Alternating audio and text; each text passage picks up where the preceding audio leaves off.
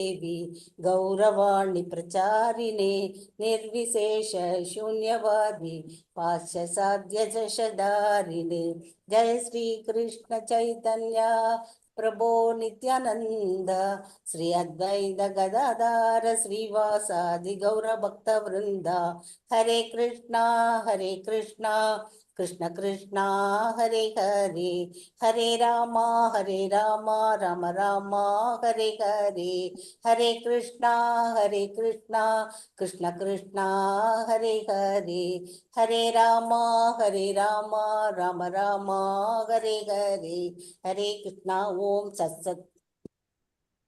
हरे कृष्णा माता जी। हरे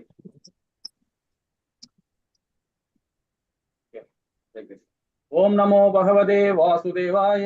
ओम नमो भगवते वासुदेवाय। ओम नमो भगवते वासुदेवाय। ओम सत्सत। हरे कृष्णा। நண்பர்களுக்கு எல்லாருக்கும் நமஸ்காரம். ஹரே கிருஷ்ணா. அத்தியாயம் 9 2வது காண்டத்துல பகவானுக்கு ஏற்புடைய விடைகள். அதாவது போன அத்தியாயத்துல நம்ம பரிசித்து மகாராஜா ரொம்ப அழகான அதிகமான கேள்வி கேட்டார். நமக்குள்ள எழுக்கிற விஷயங்கள் எல்லாமே நாம போன அத்தியாயத்துல கேள்வி ஞானமா கேட்டார். அர்ஜுனன் எப்படி பகவத்கீதையில 84 கேள்வி கேட்கிறாரோ அதே மாதிரி பரிசித்து மகாராஜா இந்த 12 காண்டத்துல எவ்வளவு கேள்வி, ஆயிரக்கணக்கான கேள்வி கேட்கிறார் பரிசித்து மகாராஜா இல்லைங்களா. அந்த மாதிரி கேள்வியுடையோர் பகவானுக்கு மிகவும் பிரியமானவர் அப்படின்னு ஸ்ரீமத் பகவத்கீதையிலே பகவான் சொல்லியிருக்கிறார். இப்ப நம்ம நிறைய கேள்வி 25, 26 அத்தியாயம் வரைக்கும் பரிசித்து மகாராஜா கேள்வி கேட்டார். இந்த அத்தியாயத்துல அழகா ரொம்ப நம்ம ஒரு ஸ்லோகம் மூலியமாக நிறைய விஷயங்கள் நம்ம பார்க்க போறோம் இல்லைங்களா. பதில் கொடுக்க போறார் சுகதேவ கோசாமி. என்ன சொல்றாரு பாப்போமா? முதல் ஸ்லோகத்துல முதல் ஸ்லோகம் படிக்கலாம் யாராவது. கிருஷ்ண மத்தஜி. ஸ்ரீ சுக உவாச்ச ஆத்மமாயாம் ருதே ராஜன் பரஸ்யான பவாத்மனக நா கடேதாத் சம்பந்த ஸ்வப்ன கிரஸ்டூர் இவாங்யசா. மொழிபெயர்ப்பு. ஸ்ரீ சுகதேவ கோஸ்வாமி கூறினார், அரசே, ஒருவன் பரமபுருஷ பகவானின் சக்தியால் கவரப்பட வேண்டும். இல்லையெனில் தூய ஆத்மா ஜட உடலுடன் கொண்டுள்ள உறவில் எந்த அர்த்தமும் இல்லை. அத்தகைய உறவு தனது உடல் இயங்குவதை ஒருவன் சொப்பனத்தில் காண்பதை போன்றது ஆகும். பொருளுரை. ஜீவராசியொருவன் ஜட உடலுக்கும் மனத்திற்கும் அப்பாற்பட்டவனாக இருந்தும் அவன் எப்படி ஜட வாழ்வை துவக்கினான் என்ற பரிசித் மகாராஜாவின் கேள்விக்கு பக்குவமாக பதிலளிக்கப்பட்டது.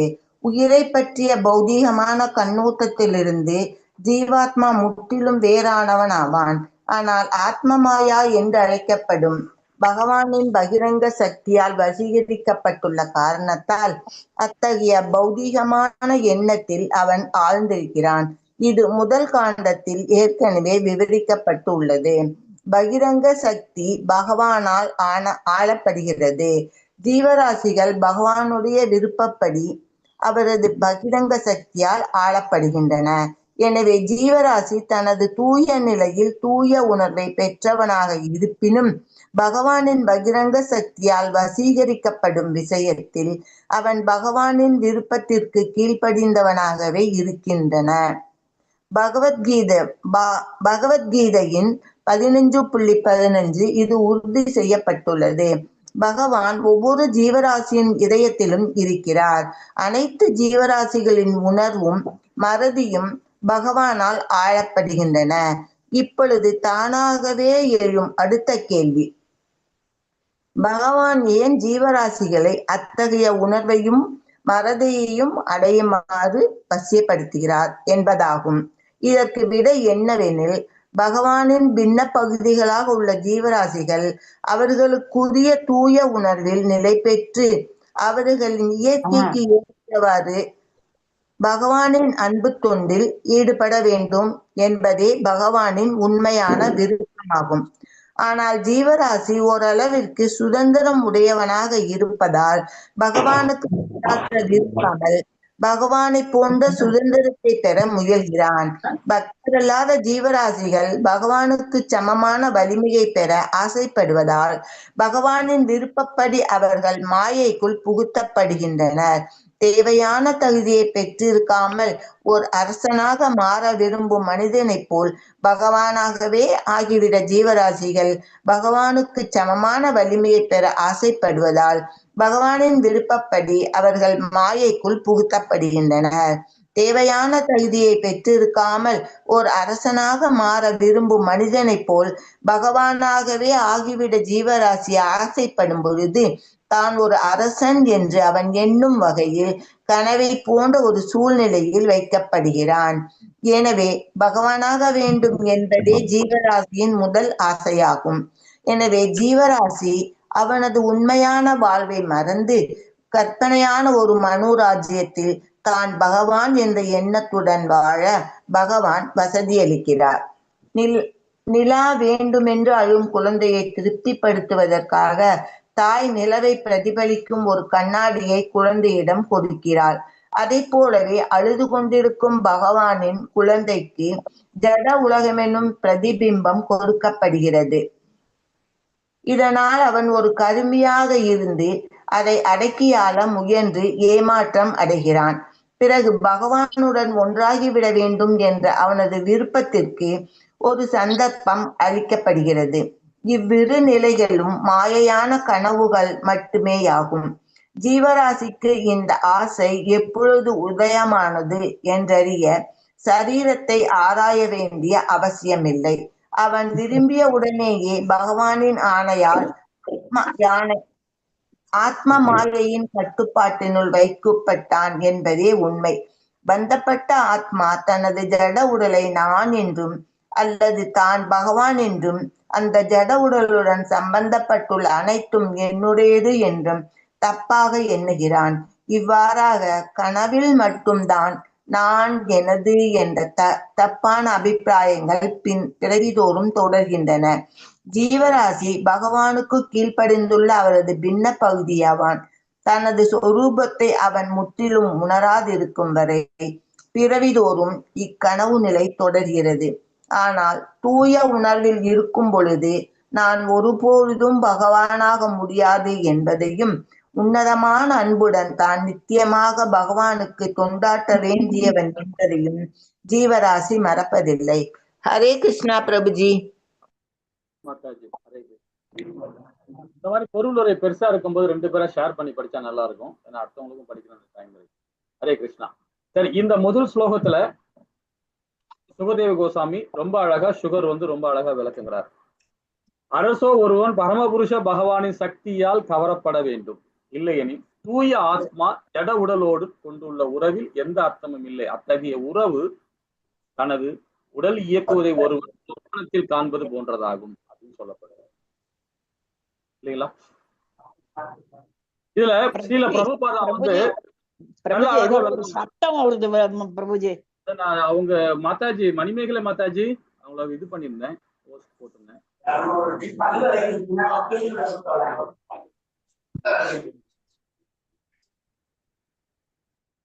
ஓஸ்டா போட்டிருந்தேன், அவங்க அதை பார்க்கல. ஓகே, இந்த இடத்துல பாத்தீங்கன்னா ஸ்ரீல பிரபுபாதா வந்து ரொம்ப அழகா அந்த பொருள், அதாவது விளக்க உரை கொடுக்கிறார்.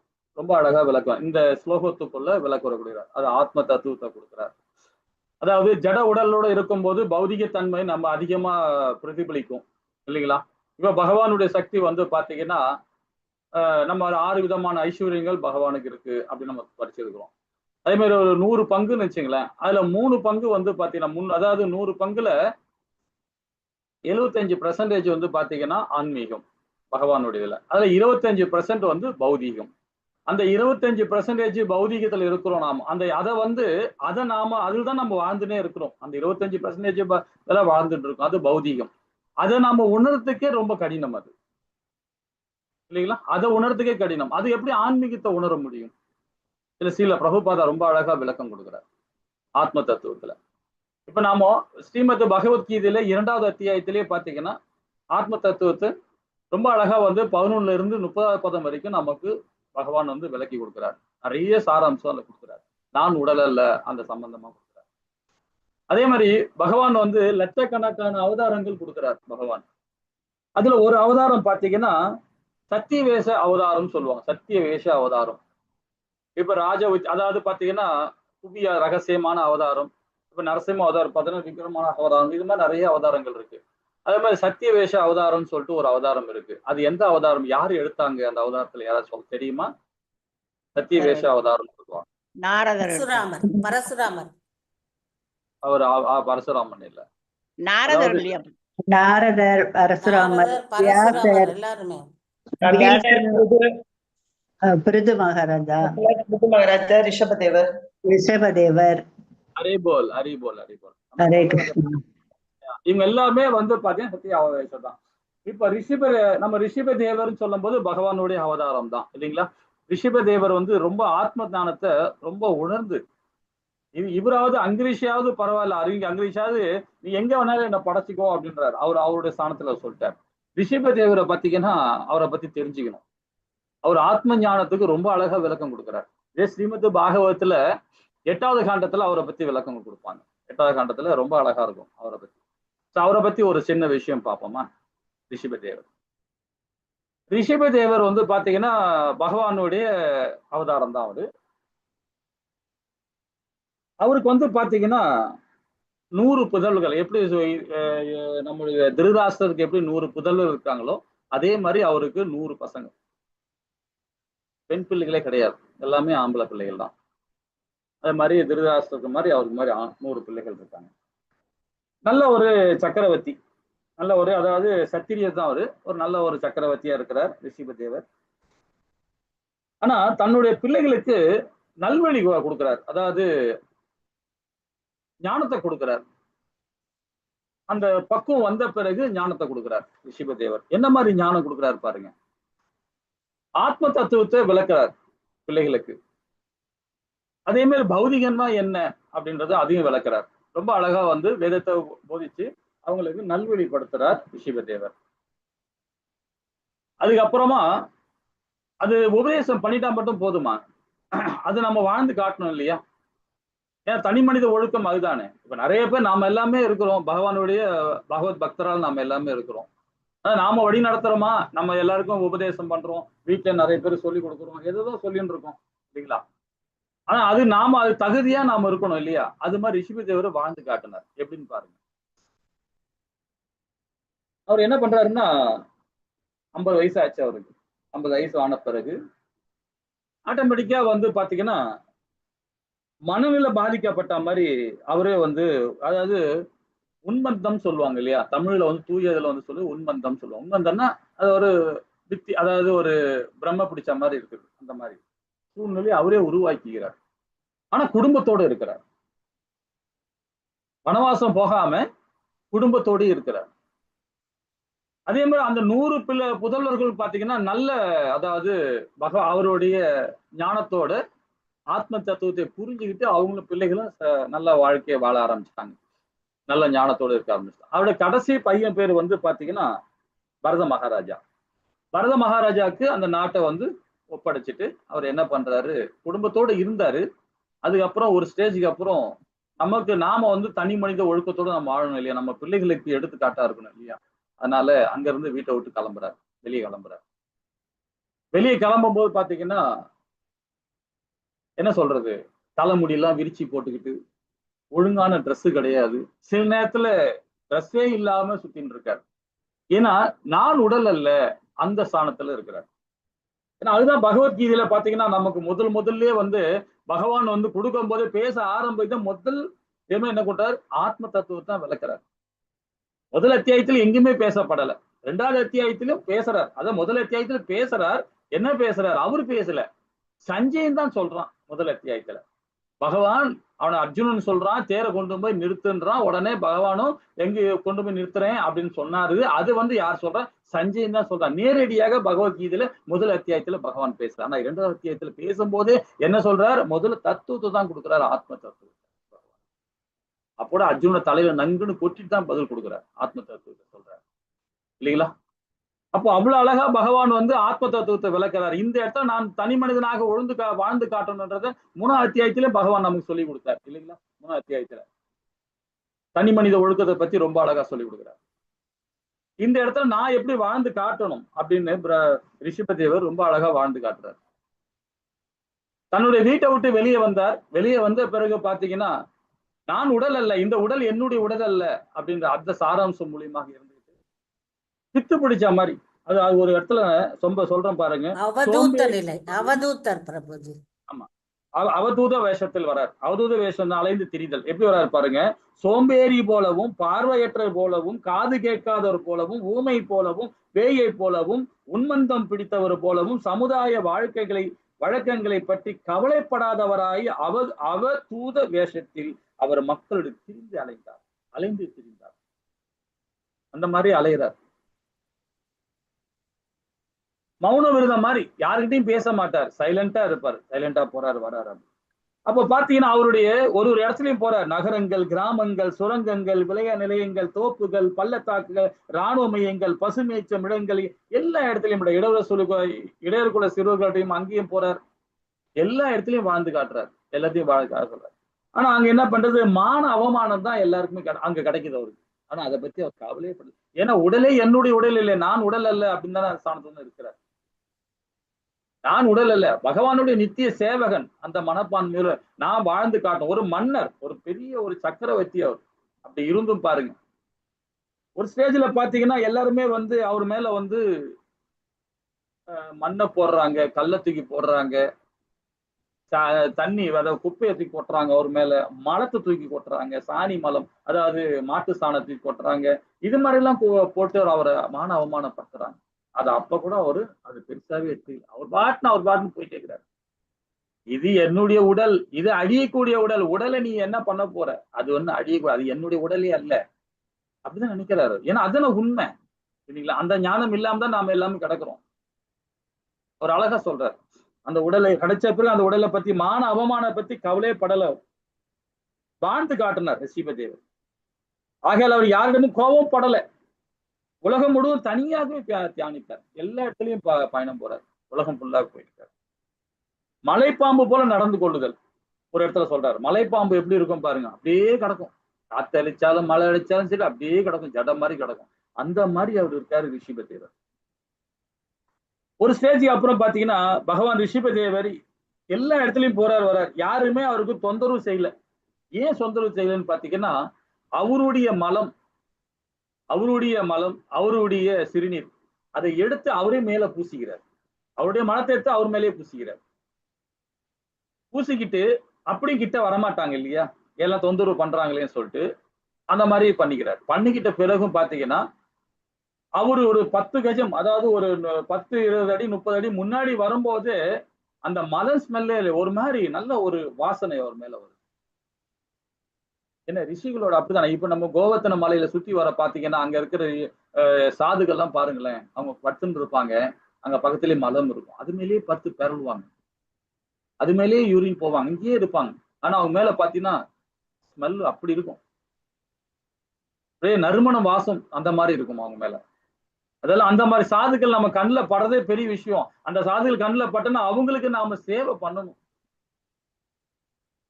அங்க நம்முடைய மதுரால பிருந்தாவனத்துல. சோ அந்த மாதிரி ஒரு ரிஷபதேவர் தன்னுடைய மலம் சிரிந்த எடுத்து மேல தெளிச்சுக்கிட்டு அவர் பாட்டு போயிருந்தார். அந்த வாசம் பாருங்க, நறுமண வாசம் அப்படி தூக்குது. அப்பதான் மக்கள்லாம் உணர ஆரம்பிச்சாங்க அவரை. அவருடைய மலம் அவரே மேல பூசிக்கிறாரு. பூசிக்கிட்டு நம்ம வரக்கூடாதுன்னு நினைக்கிறோம், ஆனா அந்த மனம் வேற மாதிரி நறுமணம் வாசது. அதுக்கப்புறமா அவர் என்ன பண்றாரு பாருங்க, ஒரு காட்டுல, அதாவது அது பாத்தீங்கன்னா நம்ம தமிழகத்துல வரார், அப்புறம் கேரளாக்கு வரார், கர்நாடகால கொங்கன் இல்லையா, அங்கெல்லாம் போறாரு. அங்கதான் அங்க ஒரு காடு ஒண்ணு இருக்கு. அந்த காட்டுல அது மூங்கில் காடு, ஃபுல்லா மூங்கில் காடு. அது கோவால இருக்கு. அது கோவா, கர்நாடகா அந்த சைட்ல இருக்கும் அந்த. ஸோ அந்த இடத்துல பாத்தீங்கன்னா கொங்கன் சொல்றாங்க அந்த இடம் பேர். ஸோ அந்த காட்டுலதான் அவரு மரணிக்கிறார். எப்படி மரணிக்கிறார் பாத்தீங்கன்னா இயற்கையாவே, அதாவது மூங்கில் காடுகள் ஒன்னோட ஒண்ணு தேஞ்சா எப்படி நெருப்பு வரும் இல்லைங்களா, அந்த மாதிரி நெருப்பு அப்படியே பஸ்மமாயிட்டார். ஒரு இடத்துல சொல்றார் ரிஷபதேவர், ஒரு ஆளுகிட்ட உபதேசம் பண்ணாம சொல்றார், நீங்க ஏன் இந்த மாதிரிலாம் இருக்கிறீங்க, இப்படி எல்லாம் இது மாதிரி ஒரு நல்ல ஒரு அரசாட்சியான மன்னராச்சு, ஏன் இந்த மாதிரி கோலத்துல நீங்க அலைஞ்சின்னு இருக்கீங்க, இது நல்லாவா இருக்கு அப்படின்னு சொல்றேன். இது அவதூத வேஷம். இது வேஷத்தை நீ தவறாக எண்ணாது. ஒரு விஷயம் சொல்லட்டுமா, கோடை வருது, அதாவது வெயில் காலம் வருது, மழை காலம் வருது. இப்ப நமக்குள்ள ஒரு கேள்வி கேட்போமே, மழை காலம் நல்லதா வெயில் காலம் நல்லதா? அவர் கேட்கிற கேள்வி அது. ஹரே கிருஷ்ணா மாதாஜி பிரபு. மாதாஜி பிரபுஜி ரெண்டுமே நமக்கு மழை காலம் கொஞ்சம் நல்லா இருக்கும், வெயில் காலம் ஹார்டா இருக்கும். ரெண்டுமே நமக்கு தேவைதான் பிரபுஜி. ரெண்டுமே நாம அனுபவிக்கணும்னு ரெண்டுமே சொல்றாரு தேவைதான் பகவான். பிரபு. ரெண்டுமே அதான் ரிஷிபதேவரன் சொல்ல ரெண்டுமே நமக்கு தேவை. ஆனா இந்த ஜட உடலோட இருக்கிறவங்க தான் வந்து பாத்தீங்கன்னா வெயில் காலம் வரும்போது நீரை பருகிறதுக்கு அவசரப்படுவாங்க. நீரை பருகிறதுக்கு. ஏன்னா வெயில் காலம் வரும்போது நீர் என்ன ஆகும்? சூடா இருக்கும். அதே வெயில் காலம் குளிர்காலம் வரும்போது நிறைய வரும், அது குடிக்கிறதுக்கு சங்கடப்படுறோம்.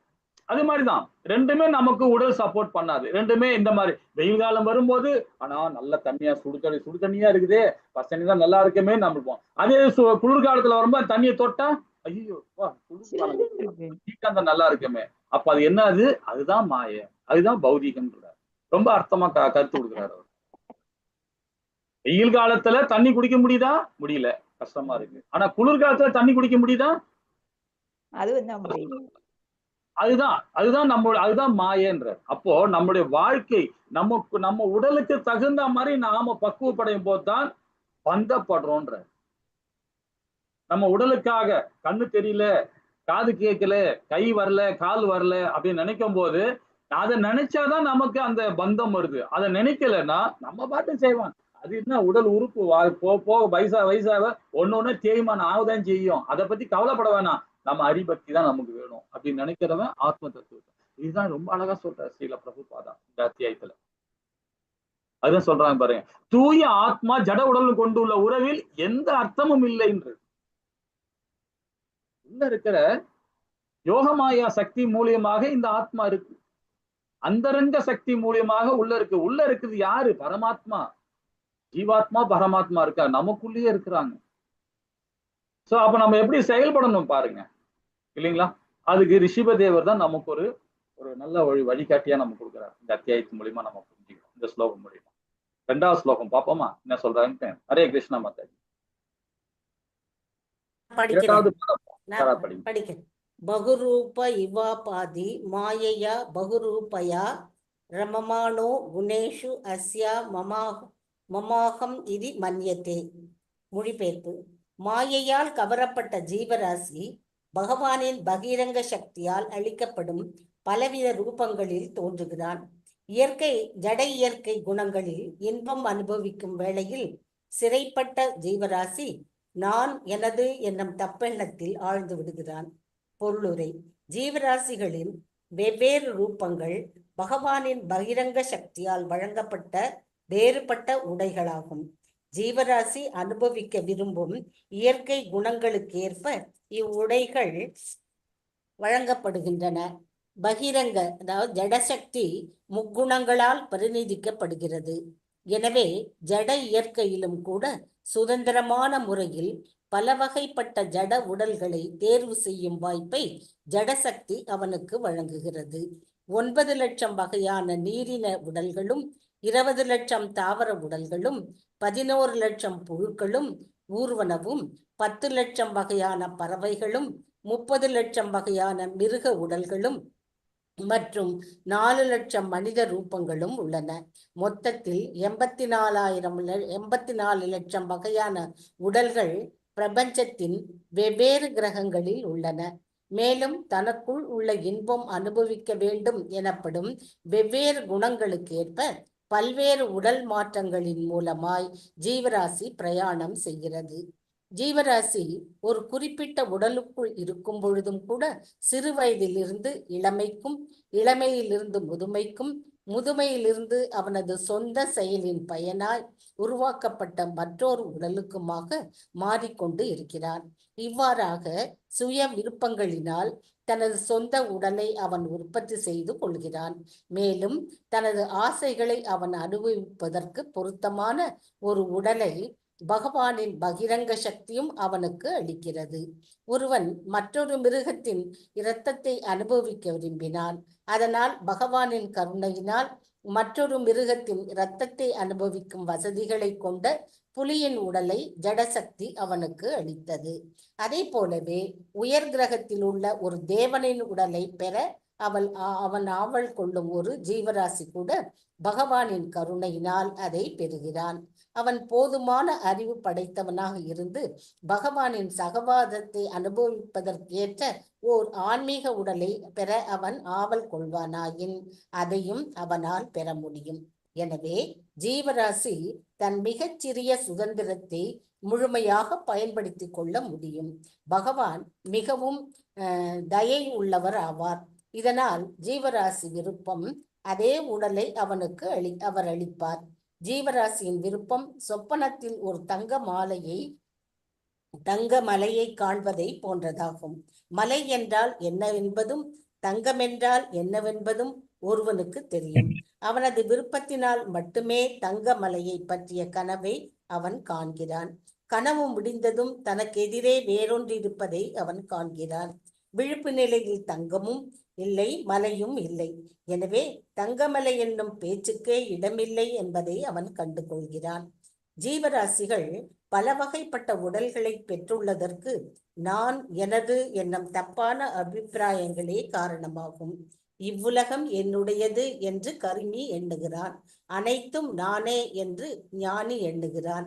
அரசியல் பொது உடைமை தத்துவம், தர்ம சிந்தனை மற்றும் பிறர் நலங்கருதும் நன்மை போன்றவைகளில் பந்தப்பட்ட ஆத்மாக்கள் கொண்டுள்ள பௌதீக கருத்து நான், எனது என்னும் இத்தப்பான அபிப்பிராயங்களை அடிப்படையாக கொண்டவையாகும். நான், எனது என்பவை ஜட உலகை அனுபவிப்பதற்கான தீவிர ஆசையால் விளைந்தவை ஆகும். பொதுநலம், நாட்டுப்பற்று மற்றும் குடும்ப அன்பு ஆகிய வெவ்வேறு சூழ்நிலைகளின் கீழ் பெறப்படும் உடலுடனும் பிறப்பிடத்துடனும் ஒருவன் தன்னை அடையாளப்படுத்திக் கொள்கிறான். ஜீவராசி தன் உண்மையான நிலையை மறந்திருப்பதுவே இவற்றுக்கெல்லாம் காரணம். இவை அனைத்தும் ஸ்ரீமத் பாகவதத்தில் விவரிக்கப்பட்டுள்ளன. குழப்பமடைந்த ஜீவராசியின் தப்பான அபிப்பிராயங்கள் அனைத்தையும் சுகதேவ கோஸ்வாமி மற்றும் பரீட்சித்து மகாராஜன் ஆகியோருடனான சகவாசத்தினால் கலைந்துவிட முடியும். ஹரே கிருஷ்ணா பிரபுஜி. ஹரே கிருஷ்ணா மாதாஜி. ஹரே கிருஷ்ணா. இப்ப இந்த இடத்துல பாருங்க, இந்த இதுல மாயால் கவரப்பட்ட ஜீவராசி பகவானின் பகரங்க சக்தியால் அளிக்கப்படும் பலவித ரூபங்களை தோன்றுகின்றன. இப்ப பகரங்க சக்தின்னு சொல்லும் போது பகவானுடைய வெளிப்புற தாழ் ஜட சக்தின்னு சொல்லப்படுது இல்லைங்களா? ஸ்ரீமத் பகவத்கீதையிலும் ரொம்ப அழகா சொல்லப்பட்டிருக்கிறாங்க. 14வது அத்தியாயம் 5வது ஸ்லோகத்துல ரொம்ப தெளிவா நம்ம படிச்சிருக்கோம். அதனால இல்லைங்களா? அப்ப மாயால் கவரப்பட்ட ஜீவராசி பகவானின் பகரங்க சக்தியில் அளிக்கப்பட பலவித ரூபங்களை தோன்றுகின்றன. அது எதுக்காக தோன்றுதுன்னா நம்மளுடைய அதாவது குணங்களுக்கு ஏற்ற மாதிரி, சத்துவகுணம், ரசோகுணம், தமோகுணம், அந்த குணத்துக்கு தகுந்த மாதிரி நம்ம உடல் அமைகிறது. இதனால அந்த மாயத்தால கவரப்படுறதுனால 2 விதமான சக்தி இருக்கு பகவானுடைய சக்தி. அதாவது பாத்தீங்கன்னா பகரங்க சக்தி, அந்தரங்க சக்தி. அந்தரங்க சக்தி யோகமாயா சக்தி. அந்த யோகமாயா சக்தியில 3 பிரிவா இருக்கு. அதுதான் பாத்தீங்கன்னா நம்முடைய விஷ்ணு 3 விஷ்ணு தோன்றாங்க. என்னென்ன விஷ்ணு சொல்ல தெரியுமா? அரே சொல்ல முடியும்.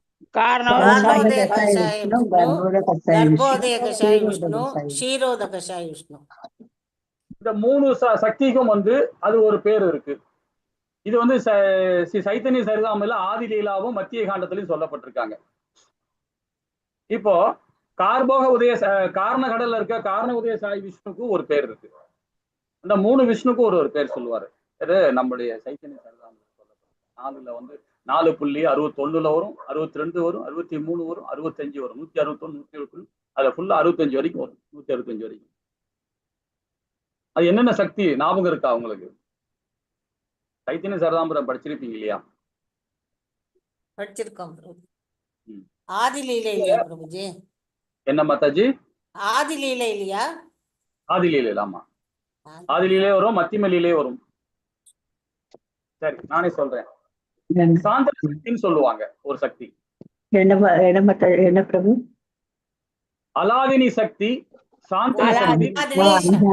தெரியும் பிரபுஜி. சாந்தினி, அலாதினி, சாந்தினி, சம்பித், அலாதினி.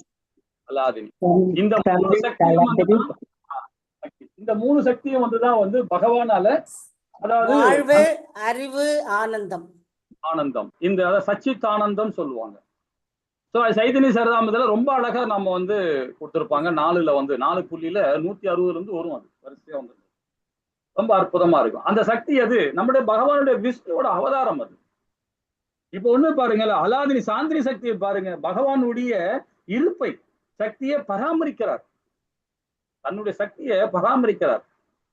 எப்படி பராமரிக்கிறார் பாருங்க. கார்போக உதய சாய் விஷ்ணுவா. கார்போக உதய சாய் விஷ்ணுவனர் பிரம்மா. அப்படி இப்ப அடுத்த பதம் அதுதான் நம்ம சொல்லிக் கொடுக்க போகுது. இதே இந்த காண்டத்துல 9வது அத்தியாயத்துல 3வது பதம் 4வது பதம் அதுதான் சொல்ல போகுது. பிரம்மாவுடைய எப்படி பிரம்மாவுடைய அந்த இருப்பிடமே அவருக்கு சொந்தம் இல்லைன்னு வேதம் சொல்லுது. ஏன்னா அந்த இருப்பிடத்துல அந்த தாமரை மலர் மேல உட்கார அந்த இடமே அவருக்கு தெரியல, கண்ணு தெரியல அவருக்கு. யாருக்கு? பிரம்மாவுக்கு. சரி, அதுக்குள்ள அடுத்த அத்தியாயத்துல படி, அடுத்த ஸ்லோகத்துல அது போலாம்.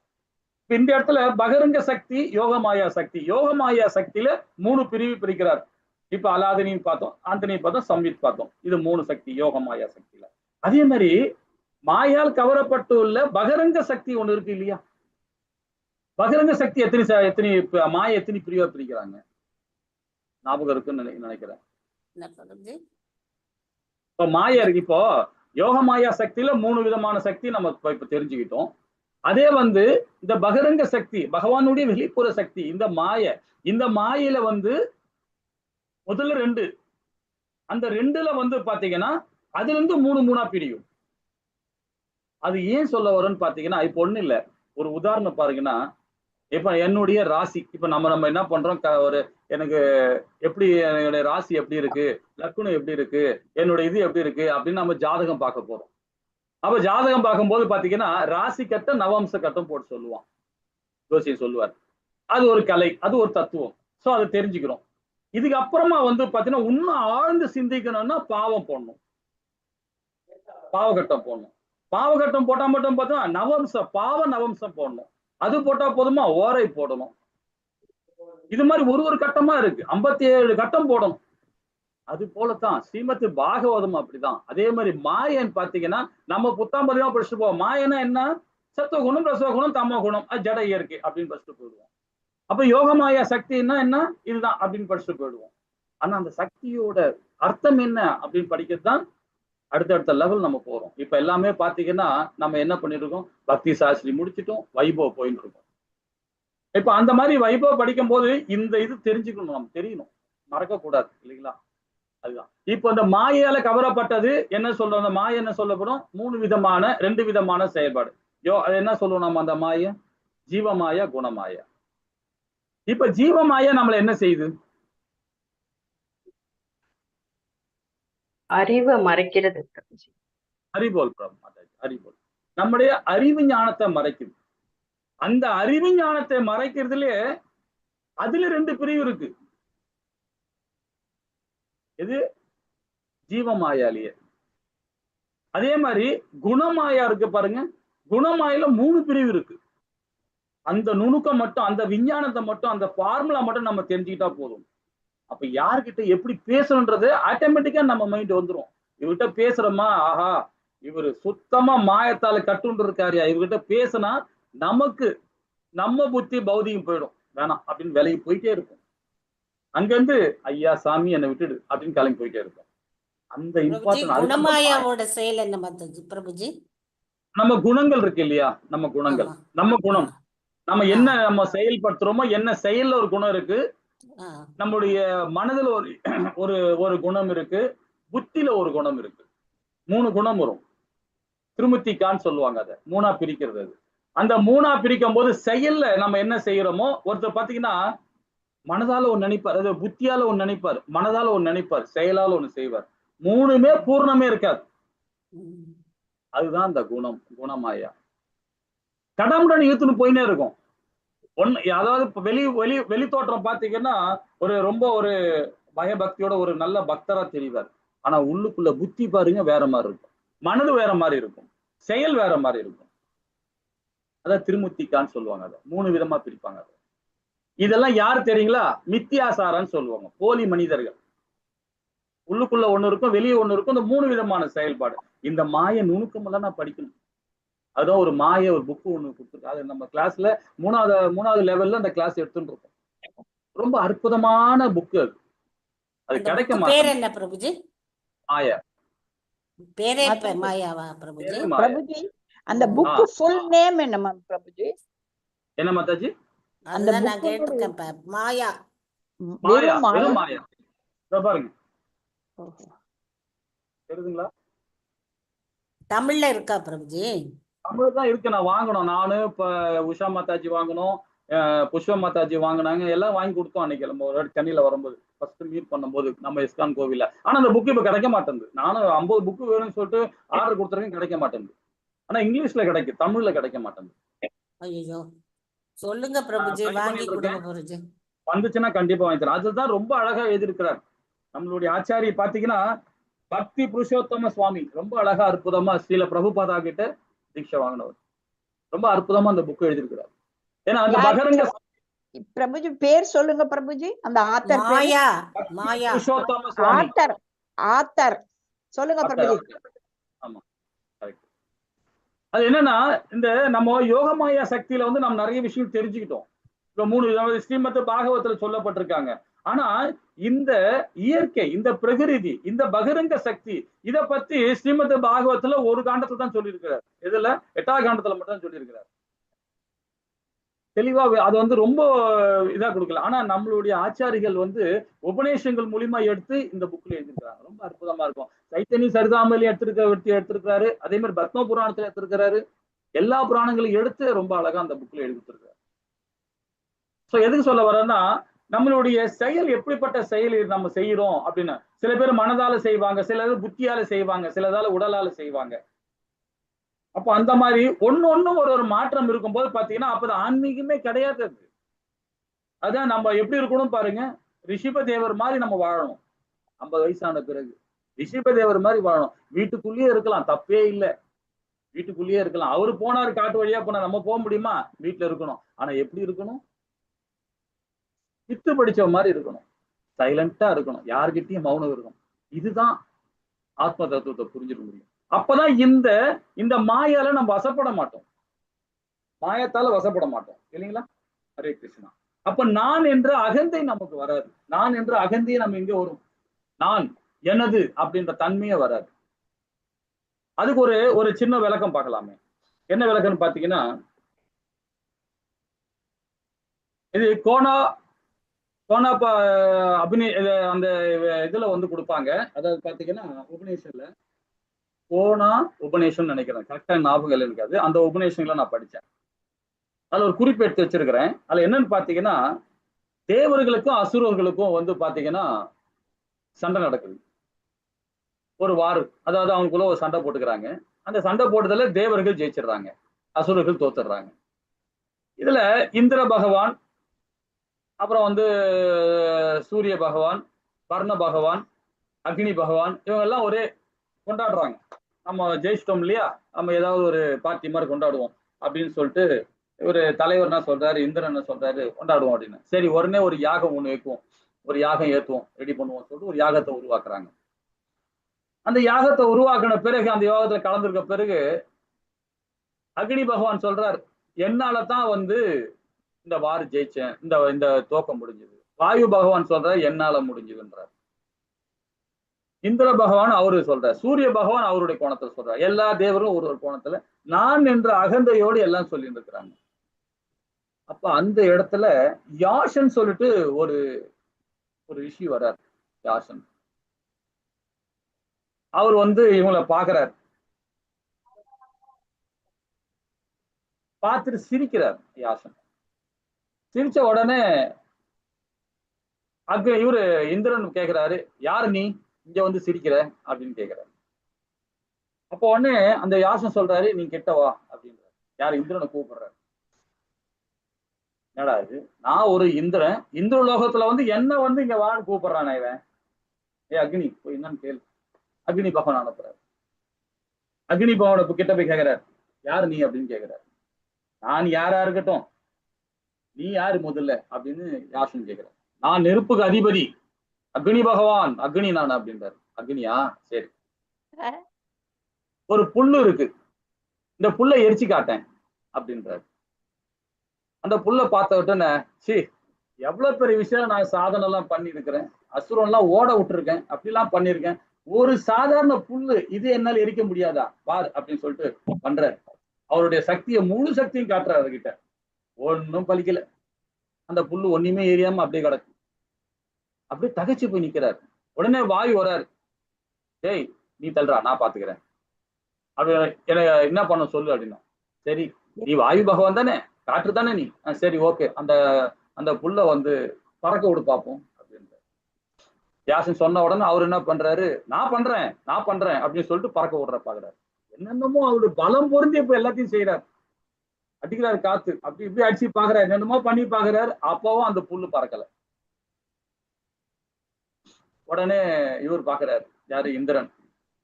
இல்ல 2 பேருமே போனாலும் 2 பேருமே சரியா வரல. சூரியனும் பாக்குறாரு, இந்திரனும் பாக்குறான். இந்திரன் பாக்குறான், நான் வரேன் இரு அப்படின்னு சொல்லிட்டு உடனே இந்திரன் கீழே இறங்கி போறாரு. அதுக்குள்ளார யாசன் ஓடி மறைஞ்சிடுறாரு. பாத்தியா, என்ன பார்த்தோன்னு ஓடிட்டான் பாரு அவன். நீங்க எல்லாம் போய் என்னத்த பண்ணீங்க, ஒண்ணும் பண்ண முடியல. பத்தியா, என்ன பார்த்தோன்னு ஓட்டான் பா, அதுதான் நான் இந்த ஸ்தானத்துல உட்கார்ந்துட்டு இருக்கேன் அப்படின்னு சொல்லிட்டு யாரு, இந்திரன். தான் என்ற அகந்தை, தேவருக்குள்ளே உள்ள ஒரு மகிமை அது. தேவர்களுக்கே இருக்கும்போது நாமெல்லாம் என்ன ஒரு அற்பம் தானே நாம எல்லாம், இல்லைங்களா? உடனே பாத்தீங்கன்னா ஆகாயத்துல இருந்து சிம்ம வாகனத்துல உமாதேவி வராங்க, தாயார் வராங்க, கனகவல்லி தாயார் உமாதேவி வராங்க. அடே மூடனே, இந்திரனே, இங்க வாடா அப்படின்னு கூப்பிடுறாங்க. என்ன தாயே, மூடன்டா நீலாம் அப்படின்ற தாய் சொல்றாங்க. என்ன சொல்றீங்க அப்படின்னு. யாசன் யார் தெரியுமா, பரம்பொருள், ஆதி அந்தம், பகவானே வந்தாடுறா, திருமால் வந்தாடுறா, அது கூட உங்க கண்ணுக்கு தெரியலடா உங்களுக்கு எல்லாம் அப்படின்னு. தான் என்ற அகந்தையில சுத்தி நிற்கீங்களே நீங்க எல்லாம். ரொம்ப அழகா சொல்றாரு பாருங்க. போர் புரிவான சக்தி அளித்தார், உள்ளிருந்து அவர் சக்தியை தந்த சக்தியில் போரில் வென்ற நீங்கள் அவரை மறந்து விட்டு நீங்கள் ஒவ்வொரு வெற்றி காரணம் கொண்டு என கருதாமல் தற்பெருமையாக பேசிக் கொண்டு உங்களது கர்வத்தை அடக்குதுவா திருமால் யாசன் வடிவில் வந்தார் அப்படின்னு தாயார், கனகவல்லி தாயார் மூடன்களே அப்படின்னு சொல்லிட்டு திட்டி சொல்றாங்க. அதாவது இது மனிதனுக்கே உள்ள செயல். இது தேவர்களுக்கே இந்த மாதிரி இருக்கும்போது மனிதர்களுக்கு என்ன, இல்லைங்களா? ஒரு சின்ன ஒரு விஷயம் கிடைச்சிச்சுன்னா நம்ம ஆகாவோன்னு ஆடுறோம், தற்பெருமை. அப்ப என்ன ஆகுதுன்னா அது பௌதீகம். அந்த பௌதீகத்துல போகும்போது என்ன ஆகும், அந்த குணம் வந்துடும். குணம் வந்தோடனே திருமத்திக்கா வந்துடும். அப்ப பாடி லாங்குவேஜ் மாறும், அந்த குணம் மாறும், புத்தி மாறும், எல்லாம் மாற ஆரம்பிச்சிடும். அப்ப நம்ம அதை நல்லா கரெக்டா உள் வாங்கிட்டோம்னு வச்சுக்கலாம், அந்த பாடி லாங்குவேஜ் மாறாது. பாடி லாங்குவேஜ் எப்படி மாறும் தெரியுமா, பகவான் கிட்ட அடிபணிஞ்சு நிற்போம். யாரோ உபதேசம் பண்றாங்களா, அடிபணிஞ்சு நிற்போம். தான் என்ற அகந்தை வராது. யாரோ உபதேசம் பண்றாங்களா, புத்தி, அவங்க என்ன சொல்ல வராங்க, என்ன கேட்க வராங்க, என்ன பேச வராங்க அப்படின்னு உள்வாங்க. மனம் அலைபாயாது. அடுத்த செகண்ட் என்ன நடக்கணும், அடுத்த டைம் என்ன போனோம், இந்த கிளாஸ் முடிச்சா என்ன போனோம், அந்த மனம் மாறாது. அப்படியே கட்டி போடும். எது, பகவானுடைய நாமத்தினால, பகவானுடைய வாசம் செய்ய நாமத்தினால. அப்ப தான் என்ற அகந்தை எப்படி வருது பாருங்க. அந்த பௌதிகத்தில் தான் எல்லா விதமான லாங்குவேஜும் மாறிடும், கம்ப்ளீட்டா மாறிடும். இது மாய. அது திருமுத்திகா பண்ற செயல். அது ஒரு மாய. மொத்தம் 7 மாய இருக்கு. யோக மாயா, அதாவது பாத்தீங்கன்னா குணமாய, ஜீவமாயா தெரிஞ்சுக்கிட்டோம், அது 2. ஜீவமாயால 2, இந்த மாயால வந்து 3. இப்ப பாருங்க எப்படிப்பட்ட செயல், எப்படி அந்த 3 மாயாவோட செயல்பாடு ஒண்ணு நுணுக்கமா நம்ம தெரிஞ்சுக்கணும். தெரிஞ்சுக்கிட்டா நம்ம அந்த ஜடத்துல நாம உள்ள போக மாட்டோம், வெளியே நிற்போம்.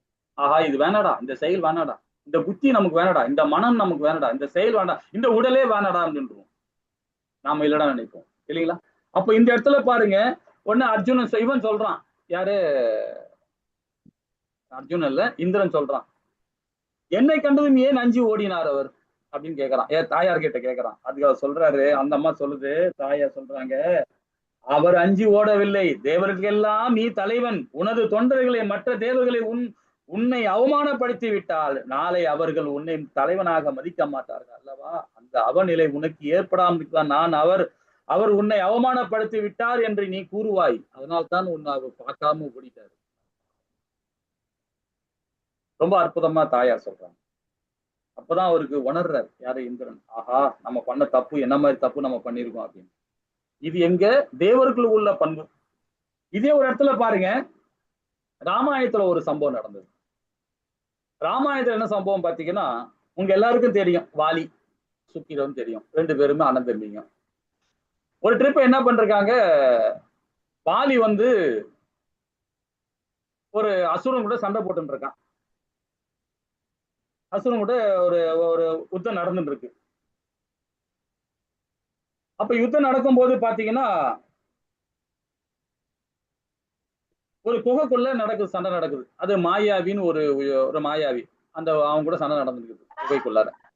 அப்போ அந்த மாயாவும் உள்ள மாயாவி இவனு சண்டை போட்டிருக்கான்னு சொல்லிட்டு என்ன பண்றான், வாலி வந்து வெளியே வந்து சுக்கிரன் வந்து வெளியே வந்து என்ன பண்றான், பார்த்துட்டு இருக்கான். என்னடா அது ரொம்ப வருஷமா உள்ள போய் சண்டை போட்டுக்கிட்டே இருக்காங்களே, வெளியே வர மாட்டாங்களே. ஒரு ஸ்டேஜ்ல பாத்தீங்கன்னா பிளட் வெளியே வருது, ரத்தமா அந்த குகையில இருந்து வெளியே வருது. அந்த ரத்தத்துல வந்து பார்த்த உடனே சுக்கிரன் நினைச்சிட்டான், அண்ணன் வாலி காலிதான் அப்படின்னு நினைச்சிட்டு என்ன பண்ணிட்டான், உடனே அந்த குகையை வந்து கல்லை போட்டு மூடிட்டான். மூடிட்டு அவன் பாட்டு ஊருக்கு போயிட்டான், அவன் நாட்டுக்கு போயிட்டான். அங்க போன உடனே வானரெல்லாம் என்ன பண்ணிச்சிங்க, அவனை சக்கரவர்த்தி ஆக்கி விட்டுச்சிங்க. இது வந்து நம்ம எல்லாருக்கும் தெரியும் இல்லைங்களா. இந்த இடத்துல ஒரு மாத்தாஜி அடிக்கடி கொஸ்டின் கேட்டுக்கிட்டே இருக்கிறாங்க, ராமாயணத்துல ராமபிரான் என்ன தவறு பண்ணாருன்னு ஒரு மாதாஜி எனக்கு கேட்டுக்கிட்டே இருக்கிறாங்க. இது ஒரு முதல் தவறு ஒண்ணு சொல்றேன். எல்லாருக்கும் பௌதிகமா தெரியும், கண்ணோட்டத்துல பார்த்தா தவறு என்ன செஞ்சாருன்னு பார்த்தா தெரியும். என்னன்னா, ராமபிரான் வந்து பாத்தீங்கன்னா மறைஞ்சிருந்து வாலியை தாக்குறாரு, இது எல்லாருக்கும் தெரியும் இல்லைங்களா. ஏன் ராமபிரான் மறைஞ்சிருந்து வாலி தாக்குறார்? ஹரே கிருஷ்ணா, உங்களதான் கேட்க. அதாவது வாலிக்கு இப்ப எதிரில இருக்கிறவங்க வந்து தோத்தாக்க அவனுக்கு பலம் அதிகம். அதனால அவனை வந்து நேரடியா நின்று அவனோட போரிட முடியாது, அவனுக்கு பலம் அதிகமாயிடும். அதனால அவர் வந்து மறைந்திருந்து தாக்குறாரு. எதிர்த்து இருக்கிற 50% அவர் வாங்கிடுறாரு, அவர் வரம் வாங்கிடுறாரு. அந்த மாதிரி அந்த வரம் கொடுத்தது யாரு? அவனுக்கு வரம் கொடுத்தது யாரு? சரி ஓகே, சிவன். சரி ஓகே, சரி ஓகே. இது இன்னும் உள்ள விரிவா வரும். இந்த இடத்துல என்ன சொல்றாரு பாருங்கன்னா, ராமபிரான் ஏன் மறைஞ்சிருந்து தாக்கினாரு அப்படின்னு பாத்தீங்கன்னா விளக்கம் பார்க்கலாம். இப்போ இந்த இடத்துல வாலியை வந்து பகவான் மறைஞ்சிருந்து தாக்கிட்டார். அந்த வலி தாங்க முடியாம சுருண்டு விழுந்துட்டான் வாலி கீழே. விழுந்த உடனே அந்த பானத்துல பாத்தீங்கன்னா ராமநாமம் இருக்கு அதுல. ஹரே கிருஷ்ணா. அவர் சொல்றாரு, ராமா ஹரே கிருஷ்ணா பிரபு, நீ இப்படி செய்யலாமா, இந்த செயலை செய்யலாமா, ரகுகுலத்தை ஏற்ற செயலா இது, உன்னுடைய குலம் ரகு குலம், அந்த குலத்துக்கு தகுந்த செயலா இது அப்படின்னு ராமபிரானை பார்த்து வாலி கேட்கிறான். மறைந்திருந்து என்னை தாக்கி விட்டாயே, எவனோ ஒருவன் உன் மனைவியை என்னை ஏன் பலியாக்கிறாய், என்னைய பலியாக்கின, உன் மனைவியை மீட்ட வேண்டும் என்று அதற்கு ஏன் சுக்கிரனுடன் சென்றாய், என்னிடம் வந்திருந்தால் நானே ராவணனை மாய்த்து உன் மனைவியை மீட்டு தந்திருப்பேன், மனைவியை பறிகொடுத்த புத்தி வேதனைத்து போய் செய்யறிந்து இதையே செய்து விட்டாயே அப்படின்னு சொல்லிட்டு அப்படியே அந்த ரத்த வளத்துல இருக்கும்போதே வாலி சொல்றான், பகவான தூத்துறான். அப்போ உடனே லக்ஷ்மணன் வரான், லக்ஷ்மணன் சொல்றான், ரொம்ப அற்புதமா சொல்றான். லக்ஷ்மணன் குறுக்கிட்டு வாலிக்கு பதில் சொன்னான், அதை கம்பனின் விரிவாக கொண்டு அனுபவிப்போம். எப்படிப்பட்ட கம்பன் அழகா இருக்கிறார் பாருங்க, என்ன சொல்றாரு பாருங்க. முன்பு நான் தம்பி வந்து சரண்புகு முறையினில் தென்புகுந்து உண்பேன் என்று சொப்பினேன் திருவேலி நீயும் அன்பினை உருகரி அடைகளும் யானோம் என்று என்பது கருதி அண்ணன் மறைந்து நின்றேன் என்றான் அப்படின்றார். யாரு? கம்பர் ராமாயணத்துல கம்பர் வந்து அழகா வர்ணிக்கிறார். எதை வர்ணிக்கிறார் பாருங்க. வாலி, என் அண்ணன் உன்னை மறைந்து தாக்கினார் தெரியுமா அப்படின்னு கேட்கிறார் லக்ஷ்மணனை பார்த்து. ஏன் தாக்கினார் தெரியுமா? மறைஞ்சது தாக்கினது. உன்னுடைய பலம் பாதி பலம் ஒன்று நினைக்கிறியா? கிடையாது. அவர் ஆதி அந்தம், ஆதி புருஷர். அவரு எப்படி உன்னுடைய பலம் பாதி வந்துடும்? பலமே அவருடைய பலம் தான்டா உன்னுடைய பலமே. நீ மற்ற தேவர்கள் தான் உன் பலம் பாதி பலம் அவங்ககிட்ட வந்துடும், உங்ககிட்ட வந்துடும். ஆனா உன்னுடைய பலமே பகவானுடைய பலம்டா அது அப்படின்றார். ரொம்ப அழகா சொல்ற லக்ஷ்மணன். வாலி, என் அண்ணன் ஏன் உன்னை மறந்து தாக்கினா தெரியுமா? முன்பு மாயை அரக்கனோடு நீ போர் புரிந்தாய். போர் புரியும் போது ரொம்ப நாள் நீ போர் புரிந்த அந்த நேரத்துல உன்னுடைய தம்பி உன்னுடைய சகோதரன் சுக்கிரன் வந்து நீ இறந்துட்டு தான் நினைச்சு உன்னை குகையில மூடிட்டு போயிட்டான். ஆனா நீ என்ன பண்ண? அந்த அவனை மாயை கொன்னுட்டு அந்த அரக்கனை கொற்று வெளியே வந்துட்டேன், தொகை விட்டு வெளியே வந்துட்டேன். வந்த பிறகு நேரா எங்க போனேன், சுக்கிரன்கிட்ட போனேன், சபைகிட்ட போனேன். அவனை போய் கொல்ல போறேன், உன்னுடைய சகோதரன். அப்போ அவன் என்ன சொல்றான், சரணாகதி அடைகிறான். உன்னுடைய பதவி அவன் அபகரிச்சுட்டான்னு தெரிஞ்ச உடனே அவரை கை என்ன பண்ற, கொல்ல போற. உடனே அவன் என்ன பண்றான், சுக்கிரன் உன் காலில் வந்து விடறான், சரணாகதி அடையலாம். ஆனா நீ என்ன பண்ண, அவனை கொல்ல பாய்ந்த. ஒருத்தன் சரணாகதி அடைஞ்ச பிறகு நீ அவனை கொல்ல போற. இது லட்சுமணன் சொல்றது மகாபாரதத்துல, கம்ப ராமாயணத்துல ரொம்ப அழகா சொல்ல போற. அப்போ சரணம் என்று சொல்வனை ஏற்காதவன் உனக்கு என்றுமே அபாயம் அளிக்க கூடாது என்று ராமபிரான் முடிவெடுத்தார். ஒருத்தர் சரணாகதி அடைஞ்ச பிறகு நீ அவனை அடிக்க கொல்ல பாய்ந்த பத்தியா, அப்படிப்பட்டவனுக்கு பகவான் என்னைக்குமே அபாயம் அளிக்க கூடாது என்று முடிவெடுத்தார் ராமபிரான். அதனால ஒருவேளை நான் உன் முன் நின்றால், ராமன் உன் முன்னாடி நின்னாருன்னா, நீ ராமனிடம் சரணாகதி செய்து பிழையை, அதாவது நீ ராமனிடம் சரணாகதி செய்து பிழைத்துக் கொள்வாய் பார்ப்பாய். நீயே உன்னிடம் சரணாகதி செய்து ஏற்றுக்கொள்ளாத அப்படிப்பட்ட நீ சரணாகதியை ராமன் எந்த அளவுக்கு ஏற்க மாட்டான். உன்னுடைய தம்பியே வந்து, உன்னுடைய சகோதரனே வந்து சரணாகதி அடையும் போது அவனை கொல்ல பார்த்தேன். ஆனா நீ வந்து ராமபிரான் எழுத்தாப்புல வந்து சண்டை போட்டு அவரை கொன்ன பிறகு நீ கொல்ல வரணும், நீ சரணாகதி அடைஞ்சிட்டுன்னா உனக்கு எப்படி அந்த இதை நான் கொடுக்க முடியும்? அதனால்தான் அவர் மறைஞ்சிருந்து உன்னை தாக்கினாரு. உன்னுடைய பலம் இவருடைய பலம் பாதி பலம் உங்ககிட்ட வராது. ஏன்னா உன்னுடைய பலமே பகவானுடைய பலம்டா. நீ அடிபட்டாலும், நீ கஷ்டப்பட்டாலும், நீ சந்தோஷம் இருந்தாலும் பகவான் தான் அனுபவிக்கிறார், நீ அனுபவிக்கல. இந்த விஞ்ஞானம் தெரியாம நீ நான் வாலின்னு சொல்லிட்டு உனக்கு வரம் கொடுத்தவையாவனா அனுபவிக்க. ரொம்ப அற்புதமா அதை கொடுக்குறாரு. இதுல இருந்து என்ன தெரிஞ்சுக்கிறோம் பாருங்க, ரொம்ப அழகா சொல்றது. அதாவது தன் மீது கருணை காட்ட வேண்டிய எதிர்பார்க்கும் ஒவ்வொரு மனிதனும் சக மனிதரிடம் தன் கருணையோடு நடந்து கொள்ள வேண்டும். சக மனிதரிடம் கருணை காட்டாத ஒருவன் இறைவன் மீது கருணை காட்ட வேண்டும் என்று எப்படி எதிர்பார்க்க முடியும்?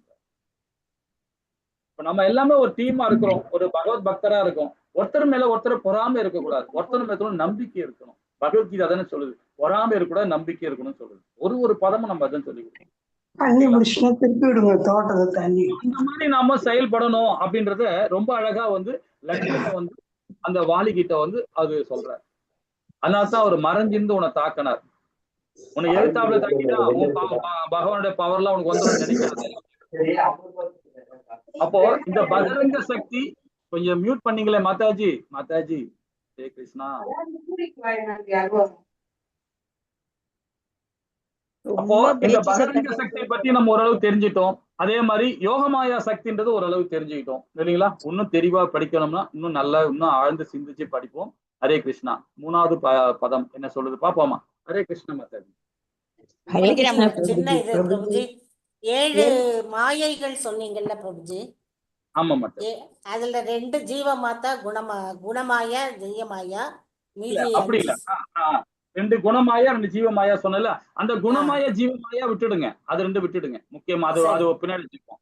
இதுல வந்து ஜீவமாயால 2 மாயா இருக்கு மாதாஜி.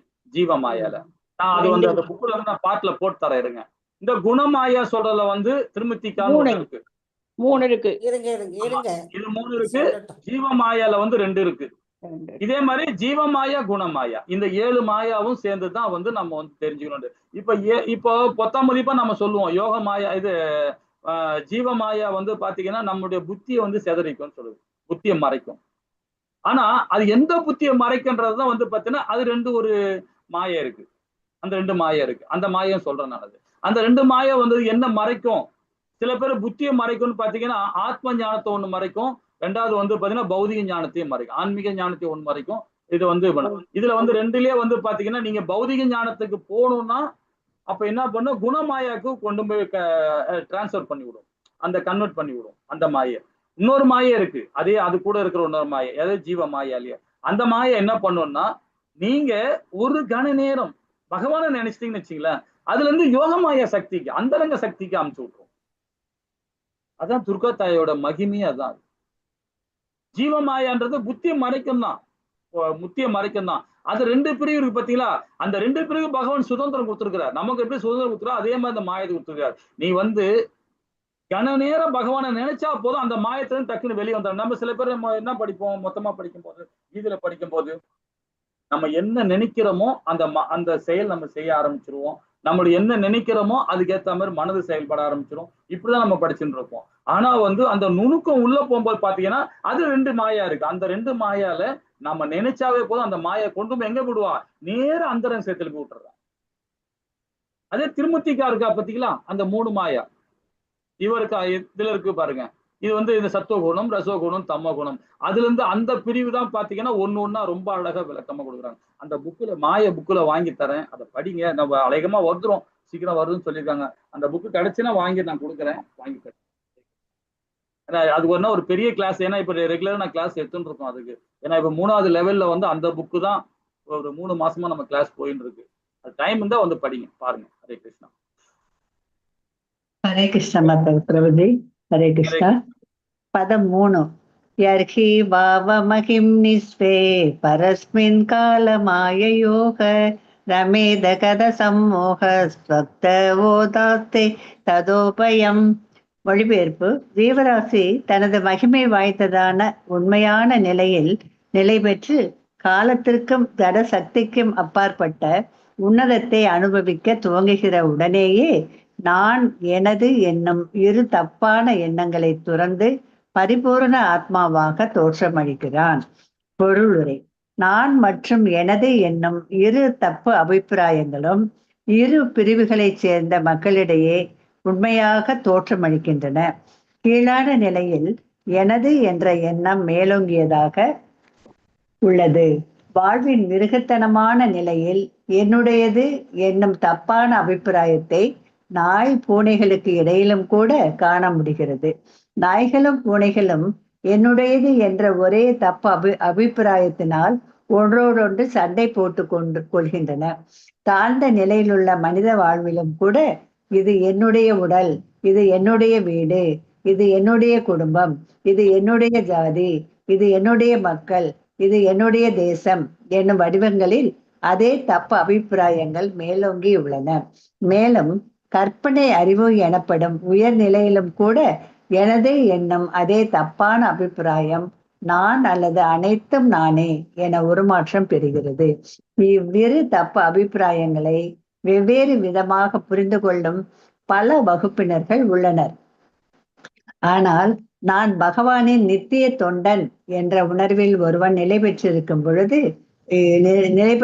பொழுது மட்டுமே நான் என்பதின் உண்மையான முக்கியத்துவத்தை உணர்ந்து கொள்ள முடியும். இது தூய உணர்வாகும். மொத்தத்தில் வாழ்வின் இக்கருத்தையே வேத இலக்கியங்கள் நமக்கு போதிக்கின்றன. என்னுடையது என்னும் தப்பு அபிப்பிராயத்தை விட நானே பகவான் அல்லது நானே பரமன் என்னும் தப்பு அபிப்பிராயம் அதிக ஆபத்தானதாகும். ஒருவன் தன்னை பகவானோடு ஒன்றுபட்டவனாக கருத வேண்டும் என்ற கட்டளை சில சமயங்களில் வேத இலக்கியங்களில் காணப்படுகிறது. ஆனால் எல்லா விதத்திலும் ஒருவன் பகவானோடு ஒன்றுபட்டவன் என்பதை அது குறிப்பது ஆகாது.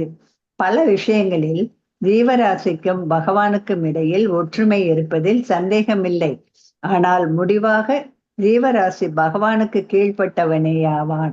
பகவானின் புலன்களை திருப்திப்படுத்துவதே அவனது ஆதாரமான நிலையாகும். எனவே பந்தப்பட்ட ஆத்மாக்களை தம்மிடம் சரணாகதி அடையுமாறு பகவான் கேட்டுக்கொள்கிறார். ஜீவராசிகள் பரம ஆணைக்கு கீழ்ப்படியாதவர்களாக இருந்தால் அவர்கள் ஏன் சரணாகதி அடையுமாறு கேட்டுக்கொள்ளப்பட வேண்டும்? ஜீவராசி எல்லா விஷயங்களிலும் பகவானுக்கு சமமானவனாக இருப்பானாயின் பிறகு அவன் ஏன் மாயையின் கட்டுப்பாட்டினுள் வைக்கப்பட்டான்? ஜடசக்தி பகவானால் ஆளப்படுகிறது என்பதை நாம் ஏற்கனவே பல தடவைகள் விளக்கி இருக்கிறோம். ஜட இயற்கையை அடக்கியாளும் பகவானின் சக்தியை பகவத்கீதை 9.10 உறுதி செய்கிறது. பரம ஜீவனுக்கு சமமானவன் என்று தன்னை கூறிக்கொள்ளும் ஜீவராசியால் ஜட இயற்கையை கட்டுப்படுத்த முடியும். எதிர்காலத்தில் இதை அவனால் செய்ய இயலும் என்று முட்டாள்தனமான நான் பதிலளிக்கும். ஜட இயற்கையை கட்டுப்படுத்துவதில் எதிர்காலத்தில் ஒருவன் பரம ஜீவனுக்கு நிகரானவனாக இருப்பான் என்பதை ஏற்றுக்கொண்டாலும் அவன் ஏன் இப்பொழுது ஜட இயற்கையின் கட்டுப்பாட்டில் இருக்கிறான்? பரமபுருஷரிடம் சரணாகதி அடைவதன் மூலமாக ஜட இயற்கையின் கட்டுப்பாட்டில் இருந்து ஒருவனால் விடுபட முடியும் என்று பகவத்கீதை கூறுகிறது.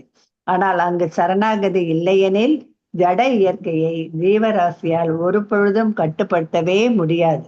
எனவே பக்தி தொண்டின் முறையை பழகுவதன் மூலமாக அல்லது பகவானின் உன்னத அன்பு தொண்டில் உறுதியாக நிலை பெற்றிருப்பதன் மூலமாக நான் என்னும் இந்த தப்பான அபிப்பிராயத்தையும் கூட ஒருவன் கைவிட வேண்டும். எவ்வித உத்தியோகமும் இல்லாத ஏழை மனிதன் ஒருவன் வாழ்வில் பல துன்பங்களை அனுபவிக்க கூடும். ஆனால் தற்செயலாக அதே மனிதனுக்கு அரசாங்கத்தின் கீழ் ஒரு நல்ல உத்தியோகம் கிடைக்குமாயின் அவன் உடனே மகிழ்ச்சி அடைகிறான். அனைத்து சக்திகளையும் ஆள்பவரான பகவானின் உயர்வை மறுப்பதில் லாபமில்லை. ஆனால் பகவானின் நித்திய தொண்டன் என்னும் தூய உணர்வில் ஒருவன் நிலை பெற வேண்டும், அல்லது தனது சொந்த ஆதார நிலையில் ஒருவன் நிலை பெற்று இருக்க வேண்டும். ஜீவராசி தனது பந்தப்பட்ட வாழ்வில் இருக்கும் பொழுது பொய்யான மாயையின் தொண்டனாக இருக்கிறான். முக்தி பெற்ற நிலையில் அவன் பகவானின் தகுதி வாய்ந்த தூய தொண்டனாக இருக்கிறான். ஜட இயற்கை குணங்களால் கலங்கப்படாமல் இருப்பதே பகவானின் தொண்டிற்குள் நுழைவதற்கான தகுதியாகும். ஒருவன் மன கற்பனைகளின் தொண்டனாக இருக்கும் வரை நான் எனது என்னும் நோயிலிருந்து அவனால் முழுமையாக விடுபட முடியாது. பரமபுருஷர் மாயா சக்தி ஆள்பவராக இருப்பதால் அச்சக்தியால் அவர் களங்கம் அடைவது இல்லை. பரம சத்தியத்தை சார்ந்துள்ள ஜீவராசிகள் மாயா சக்தியில் திளைத்து விடக்கூடிய தன்மை உடையவை ஆகும். சூரியனை நேருக்கு நேராக காண்பதால் நன்மை உண்டாவதைப் போலவே பரம சத்தியத்தை ஒருவன் எதிர்நோக்கி இருப்பதால் மிகச்சிறந்த நோக்கம் நிறைவேறுகிறது. தலைக்கு மேல் ஆகாயத்தில் உள்ள சூரியன் ஒளிமயமாக திகழ்கிறது. ஆனால் கண்ணுக்கு புலப்படும் ஆகாயத்தில் சூரியன் இல்லாதிருக்கும் பொழுது அனைத்தும் இருளில் மூழ்கி விடுகின்றன. அதே போலவே பரமபுருஷரின் முன்னிலையில் ஒருவன் இருக்கும் பொழுது அவன் எல்லா மாயைகளிலிருந்தும் விடுபட்டவனாக இருக்கிறான். அவ்வாறு இல்லாத ஒருவன் பொய்யான மாயையில் இருளில் இருக்கிறான். இதை பகவத்கீதை 14.26 பின்வருமாறு உறுதி செய்கிறது. மாம்சயோவ்ய பிசாரைனே பக்தி யோகேன சேவதே சகுணான் சமதித்யைத்தான் பிரம்ம பூயாய கல்பதே. ஹரே கிருஷ்ணா பிரபு. அடுத்து யாராவது வாசிக்கிறீங்களா? நான் வாசிக்கிறேன். ஹரே கிருஷ்ணா. வாசிரவா பிரபு. ஹரே கிருஷ்ணா பிரபு. எனவே பகவானை வழிபடுதல், அவரை போற்றி புகழ்தல், சரியான நபரிடமிருந்து ஸ்ரீமத் பாகவதத்தை செவியுறுதல், வயிற்று பிழைப்புக்காக பாகவதம் பேசுபவனிடம் இருந்தல்ல, வாழ்விலும் பாகவதமாகவே இருப்பவரிடம் இருந்து எப்பொழுதும் தூய பக்தர்களின் சகவாசத்திலேயே இருத்தல் ஆகியவற்றை கொண்ட பக்தி யோக விஞ்ஞானத்தை ஒருவன் மனப்பூர்வமாக ஏற்றுக்கொள்ள வேண்டும். நான் எனது என்னும் தப்பான அபிப்பிராயங்களால் ஒருவன் வழி தவறி சென்றுவிடக் கூடாது. கர்மிகள் என்னுடையது என்ற கருத்தில் பேராசை கொண்டவர்களாகவும் ஞானிகள் நான் என்ற கருத்தில் பேராசை கொண்டவர்களாகவும் உள்ளனர். இவ்விரு பிரிவினரும் மாயா சக்தியின் பந்தத்திலிருந்து விடுபடுவதற்கு தகுதியற்றவர்கள் ஆவர். ஸ்ரீமத் பாகவதமும் பகவத்கீதையும் நான் எனது என்னும் தப்பான அபிப்பிராயத்திலிருந்து ஒருவனை விடுவிப்பதற்கென உள்ளவையாகும். வீழ்ந்த ஆத்மாக்களை விடுவிப்பதற்காகவே ஸ்ரீல வியாச தேவர் அவற்றை எழுதியுள்ளார். காலத்தின் ஆதிக்கமோ அல்லது ஜட சக்தியின் ஆதிக்கமோ இல்லாத உன்னத நிலையில் ஜீவராசி தன்னை அமைத்து கொள்ள வேண்டும். கடந்த நிகழ் மற்றும் எதிர்காலங்களின் கனவுலைகள் சஞ்சரிக்கும் ஜீவராசி பந்தப்பட்ட நிலையில் காலத்தின் ஆதிக்கத்திற்கு உட்பட்டவனாக இருக்கிறான். மன கற்பனையாளன் எதிர்காலத்தில் தானே வாசுதேவன் அல்லது பரம புருஷராக ஆவதன் மூலமாக காலத்தின் ஆதிக்கத்தை வென்றுவிட முயல்கிறான். அறிவை பண்படுத்துவதாலும் அகங்காரத்தை வெற்றி கொள்வதாலும் பரமனாகி விட முடியும் என்று அவன் எண்ணுகிறான். ஆனால் இவ்வழி பூரணமானது அல்ல. எல்லா விஷயங்களிலும் பகவான் வாசுதேவனே பரமன் என்பதை ஏற்பதே பூரணமான வழியாகும்.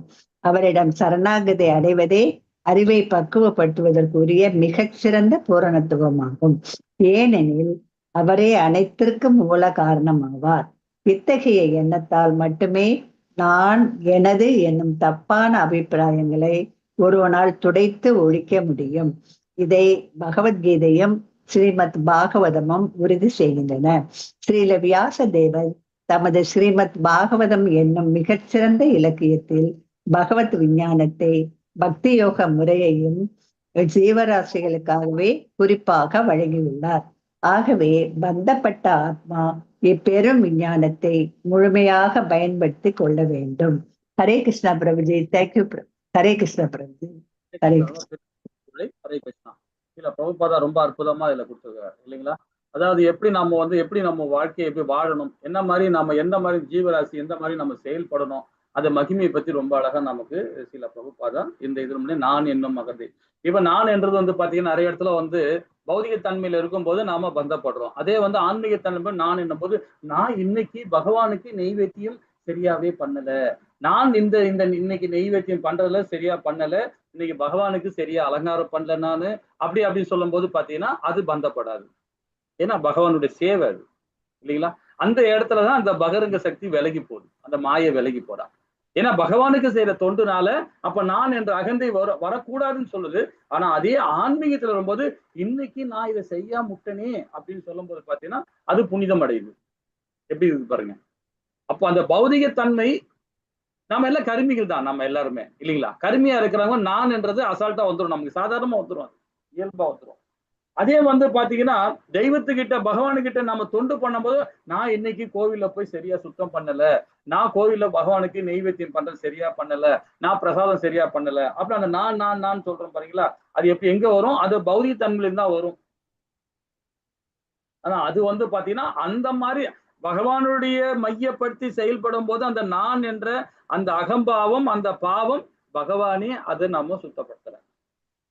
அதுதான் பகவான் சொல்றார், நீ என்ன நினைச்சு செஞ்சு எந்த கர்மா செய்யறாலும் சரி அந்த பாவமா இருந்தா அந்த பாவத்தை நான் எடுத்துக்கிறேன் அர்ஜுனா, எழுந்து போர் பண்றா அப்படின்றார் இல்லைங்களா? நம்ம கர்மிகள், அதுதான் பகவான் ரொம்ப அழகா சொல்றாரு. ஏன்னா கர்மிகள் உண்மையான துறவரம் யாருன்னு பாத்தீங்கன்னா கர்மிகள் தான் துறவரம் பண்றாங்க. அந்த துறவரம் பண்றாங்க பக்தி மார்க்கத்துல பகவானுக்கு துறவரம் போறாங்க, பட்டற்ற தன்மையை செய்யறாங்களே, அதுதான் உண்மையான துறவரம்ன்றார் பகவான்.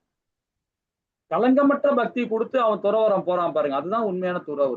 இப்போ சமுதாயத்தை விட்டோ, நான் குடும்பத்தை விட்டோ போட்டு எங்கேயோ போய் காட்டுல போய் உட்காந்துக்கிட்டு, எங்கேயோ போய் நதிக்கரையில போய் கங்கையில யமுனால போய் உட்காந்துக்கிறேன், அது துறவரம், அது முக்தி தான். ஆனா குடும்பத்தோட இருந்து பற்றற்ற தன்மையா பகவானுக்கு சேவை பண்ணிக்கிட்டு நான் என்ற அகந்தை இல்லாம நான் பகவானுக்கு கடமை செய்யணுன்ற அந்த எண்ணத்தோட செயல்படுறான் பாத்தீங்களா? அப்ப அதுல பாவம் செஞ்சாலும் அந்த பாவத்தை பகவான் எடுத்துக்கிறார். ஆனா நான் என்றதே பாவம் தான், ஆனா பக்தி கொடுக்கும் போது அந்த பாவத்தை பகவான் ஏத்துக்கிறன்றார் இல்லைங்களா? இந்த விஞ்ஞானம் நமக்கு நல்லா புரிஞ்சுக்கணும். அந்த நான் அதுதான் சில பிரபுபாதா ரொம்ப அழகா அந்த விளக்குரை கொடுக்குறார். இதுலயே ஒண்ணு பாருங்களேன், ஒரு இதுல பரசர பட்டர்னு உங்க எல்லாருக்கும் தெரியும். யாரு? வியாதவியாசரோட தந்தையார். அவருடைய பேர் நாமத்தை உண்ட ஒருத்தர் இருக்கார். அவரை பத்தி ஒரு சின்ன ஒரு ஸ்டோரி படிப்போமா? சொல்லுவோம். என்னன்னா பகவத்குணம் சொல்லுவாங்க. பகவத்குணோட அது தர்ப்பணம் சொல்றதே அவர் தான் ரொம்ப அழகா அதுக்கு வர்ணனை கொடுக்குறாரு. என்ன கொடுக்குறாரு பாருங்க. அவர் பார்த்தீங்கன்னா திருவங்கத்தில் தான், அதாவது ஸ்ரீரங்கத்தில் தான் அவர் இருந்தார், வாழ்ந்தார் அந்த ஆச்சாரி, அது பரசரப்பட்டார். அப்போ அந்த இடத்துல இருந்தோன்னா அந்த ஊர்லயே திருவங்கத்திலேயே ஒரு ஆள் இருக்கார். அவரும் ஒரு ஞானின்னு சொல்ல முடியாது, ஒரு சாதாரண மனுஷன் சொல்ல முடியாது, இப்படி இருக்கார். அவர் பேர் பார்த்தீங்கன்னா ஆளவாயன். அவரோட பேர். அவர் என்ன பண்றாருன்னா, இவருக்கு பரசரார் பேர் பாத்தீங்கன்னா நம்மளுடைய வியாதவியாசோட அப்பாவோட பேர் வச்சிருக்காரு இவரு. மக்கள்லாம் என்ன சொல்றாங்கன்னா, அவர் வியாதவியாசோட தந்தையார் பேர் அவருக்கு இருக்கிறதுனால அதுக்கேத்த குணம் அவருக்கு இருக்கு, அதுக்கேத்த நல்ல சொற்பொழி பண்றார், நல்ல விதமான பாராயணம் பண்றார், எல்லாமே செய்யறாருன்றது எல்லாமே மக்கள் எல்லாம் புழகுறாங்க. ஆனா அந்த ஆளவாயன் பாத்தீங்கன்னா அவரை அவர் பேரை வச்சுக்கிட்டு இது பண்ணியிருந்துக்கிறான், அவனை சோதிச்சு பார்க்கணும் அப்படின்னு ஆளவாயன் தீர்மானிக்கிறான். அப்போ உடனே என்ன பண்றாரு ஆளவாயன், என்ன பண்றான், வீட்டுல ஒரு பானை எடுக்கிறான். அந்த பானைக்குள்ள ஒரு சர்ப்பத்தை பாம்பத்தி உள்ள போட்டுட்டு ஒரு மேல ஒரு துணியை வச்சு கையில கட்டி எடுத்துன்னு போயிட்டு இதை எடுத்துன்னு போய் பட்டர்கிட்ட போய் வைக்கிறான். பரசர பட்டர்கிட்ட போய் கொண்டு வைக்கிறான். நேரா வச்ச உடனே இதுக்குள்ள என்ன இருக்கு தெரியுமா சொல்லு அப்படின்னு கேட்கறான். ஏன்னா இது உள்ள என்ன இருக்குன்னு இவனுக்கு மட்டும் தெரியும், அவனுக்கு தெரியாது. மக்களுக்கு எல்லாரும் தெரியணும் இல்லையா, இவன் யாருன்றது தெரியணும் இல்லையா? அப்படின்றத நிரூபிக்கணும்னு சொல்லிட்டு அந்த மாதிரி பண்றான். அப்ப அந்த பானைக்குள்ள என்ன இருக்கு அப்படின்னு சொல்லிட்டு அவன் கேட்டவன ஆளவாயன் கேட்ட உடனே அவர் சொல்றாரு, ரொம்ப அழகா அதை சிரிச்சிட்டு என்ன சொல்றாரு, இதற்குள் குடை இருக்கிறது அப்படின்றாரு. என்னது குடையா? இவன் சொல்றான் உடனே, என்ன குடையா? இந்த பானைக்குள்ள குடை இருக்குன்ற, நீ எல்லாம் ஒரு அவருடைய ஆச்சாரியோட தந்தையார் பேரை வச்சுன்னு சுத்தினுக்கிற, உள்ள கொடையா இருக்கு பாரு அப்படின்னு சொல்லிட்டு அந்த கயிறை பிரிச்சுட்டு அந்த துணி எடுத்து உள்ள பாம்பு தூக்கி வெளியே விடுறான். அப்ப பாம்பு ஓடுது. அதை பார்த்துட்டு சொல்றான், இதா கொடை உனக்கு, உள்ள இருக்கிற பாம்புல உள்ள வச்சிருந்தேன், நீ பார்த்து கொடைன்னு சொல்ற, உன்னை போய் இந்த மக்கள்லாம் வந்து அப்படி போட்டுறாங்க. உன்ன என்ன சொல்றாங்க, அவரு எல்லா விஷயமும் தெரிஞ்சவர், அவரு எல்லா கலையும் தெரிஞ்சவர்னு சொல்றாங்க. அவருடைய உண்மையான பேர் அவரு வியாச பகவான தந்தையார் பேரை வச்சுட்டு இருக்க நீ அப்படி இப்படின்னு சொல்லிட்டு அவர் தூத்துறான். அதுக்கு அவர் என்ன பண்றாரு, சிரிச்சுக்கிட்டு உடனே சொல்றாரு, அவர் சொல்றாரு இந்த இடத்துல, அது பொய்கை ஆழ்வார் வந்து அந்த ஸ்டோரியை வந்து அதை வந்து ரொம்ப அழகா ஒரு பாராயணம் பண்றாரு. பொய்கை ஆழ்வார் அவர் என்ன சொல்றாரு பாருங்க, சென்றால் குடையும் இருந்தால் சிங்க சாதனம், அதாவது நின்றால் மறுபடியும் நில்கடலால் என்றும் புனையால் அணிவருங்கு பூம்படம் பூங்கும் அணிவும் நிற்கணும், அதாவது திருமாருக்கு அருவே அப்படின்னு சொல்லி முடிக்கிறார் பெரிய அதாவது பொய்கை ஆழ்வார். அதுக்கு விளக்கம் கொடுக்கிறார் யாரு, பட்டர் விளக்கம் கொடுக்கிறார். என்ன இவருடைய பட்டர் அது சொல்றாரு, திருமால் எங்கு சென்றாலும் ஆதிசேஷன் அவருக்கு குடையாக இருக்கிறார். ஆதிசேஷன் தான் அந்த பாம்பு இல்லையா, அவரு பகவான் வந்து நின்னாருன்னா அவருக்கு கொடையா இருக்கிறார். அதே மாதிரி அவர் அமர்ந்தால் ஆசனமாக இருக்கிறார், அவர் நின்றால் பதுகையாக இருக்கிறார், சாயனித்தால் படுக்கையாக இருக்கிறார். அப்போ நம்ம என்ன சொல்லலாம், ஆதிசேஷன் பலவிதமான வடிவங்கள் திருமாலுக்கு தொண்டு செய்கிறார். அந்த வகையில் பெருமாளுக்கு கொடையாக ஆதிசேஷன் என்னும் பாம்பு இருப்பதால் உன் பானைக்குள்ளே கொடை இருக்குது என்று மறைமுகமாக நான் குறிப்பிட்டு சொன்னேன் அப்படின்றார் பட்டர். சொன்ன உடனே அப்படியே டக்குன்னு திகைச்சு போய் அப்படியே ஆளவந்தான் அப்படியே போய் ஆளவாயன் டக்குன்னு போய் அவர்கிட்ட போய் சரணாகதியோடது ஆத்ம நிவேதனம் அடைகிறான். அப்போ அவரு இதை பார்த்துட்டு அப்பொழுது பாத்தீங்கன்னா பட்டரோட சீடர்கள் இருக்காங்க இல்லையா, அவருக்கு சீடர் இருப்பாங்க. அவங்க என்ன சொல்ற, அதுல வந்து நஞ்சி ஐயர் அப்படின்னு ஒருத்தர் இருக்கான், ஒரு சீடர் இருக்கான். நம்ம குரு எப்படி பானைக்குள்ள பாம்பு உள்ளதை சரியாக சொன்னார் என்று கேட்டார்கள். அதற்கு நஞ்சி ஐயர், நம் குருவான பரசபட்டர் சாட்சாத் திருவேங்கநாதன் அவதாரம் ஆவார் அப்படின்னு யார் சொல்ற, நஞ்சி ஐயர் சொல்றார். அவர் எழுதிய விஷ்ணு, அதாவது அவருடைய அவர் தான் எழுதினார். பரசபட்டர் தான் வந்து பாத்தீங்கன்னா பகவானுடைய நாமங்கள் எழுதுறார். தசர நாமத்துல எழுதுவது அவர் தான். அந்த நாமத்துல எழுதுறார். அப்பதான் அவர் சொல்றாரு, அந்த யாரு நஞ்சி ஐயர் சொல்றாரு, அதாவது தூய பட்ட பரசு இது பணிதே ஸ்ரீரங்க பார்த்து சவியம் என்று பரம்பொருளை திருமால் நம் கண்களுக்கு அப்பாற்பட்டவர்கள் காண வல்லவர் ஆனால் கவி என்று அழைக்கப்படுகிறார். இது ஒரு உபநிஷத்துல சொல்லப்பட்டிருக்கிறாங்க. இது என்ன தெரிஞ்சு பாருங்க, யாரையுமே தான் என்ற அகந்தையோட நம்ம பார்க்க கூடாது. இவன் தான் இவ்வளவு பண்ணிட்டு இருக்கான், இவெல்லாம் இப்படி பண்ணிட்டு இருக்கா, அவெல்லாம் அப்படி பண்ணிட்டு இருக்கான், இவ்வளவு ஞானம் இது, அந்த இது அது ஆட்டோமேட்டிக்கா தான் என்ற அகந்தை வந்துடும். இது ரொம்ப அழகா நமக்கு அதை இது கொடுக்குறாங்க. அதுதான் வந்து பூமாதேவி வந்து பகவான் கிட்ட கேட்கிறாங்க. பூமாதேவி ஒரு இடத்துல வந்து பாத்தீங்கன்னா, இதுக்கு ஒரு சின்ன ஒரு விளக்கம் படிக்கலாமே. இல்ல வராக முனிவர், அதான் வராக பகவான் அவதாரம் கொடுக்குறாரு, வராக அவதாரம் கொடுக்குறாரு, அதை பத்தி அந்த ஸ்டோரியில இது ஒண்ணு வரும். இதை பத்தி படிப்போம். பூமி வந்து கடலுக்குள்ள வந்து பாத்தீங்கன்னா இரணியேஷன் என்ன பண்றான், பூமியை தும்பி கடலுக்குள்ள அதை போட்டு ஒழிச்சு வச்சிடறான். அப்ப அவர் என்ன பண்றாரு, கடல்ல இருந்து அந்த பூமியை வெளியே எடுக்கிறார், பூமாதேவியை வெளியே கொண்டு வர்றார். பூமாதேவிக்கு சொல்றாங்க, அவங்க என்ன சொல்றாங்க, நீ கவலைப்படாத, நான் கண்டிப்பா வந்து நான் வந்து பெருகடல்ல வந்து அதை அவதாரம் எடுத்து, நான் வராகன அவதாரம் எடுத்து அந்த பூமியை வெளியே கொண்டு வரேன், நீ கவலைப்படாதுன்னு சொல்லிட்டு பூமாதேவி கிட்ட சொல்றார். அப்ப என்ன பண்றாங்க, சரி ஓகே, அவரும் வந்து வெளியே வந்து கொடுத்துறாரு. அப்போ அவர் என்ன, அப்ப தாயார் கேட்கிறாங்க, பூமாதேவி கேட்கிறாங்க ஐயன் கிட்ட, அல்ல பகவான் கிட்ட கேட்கிறாங்க, இப்ப என்னை காத்து இந்த பூமியை எப்படி காப்பாத்தினியோ, என்னை எப்படி காப்பாத்தினியோ, அதே மாதிரி பூமியில உள்ள ஜீவராசிகளுக்கும் நீ ஆதி மூலமா இருக்கிற, ஆதி சேஷனா இருக்கிற, எல்லா விதமான அவதாரம் நீதான். அதே மாதிரி மக்களை எல்லா ஜீவராசியும் நீதான் காப்பாற்றணும். அதுக்கு என்ன என்ன மாதிரி பக்தி கொடுக்கணும் அப்படின்றத நீங்க எனக்கு சொல்லி கொடுத்தா நல்லா இருக்கும் அப்படின்னு அவர் சொல்றார்.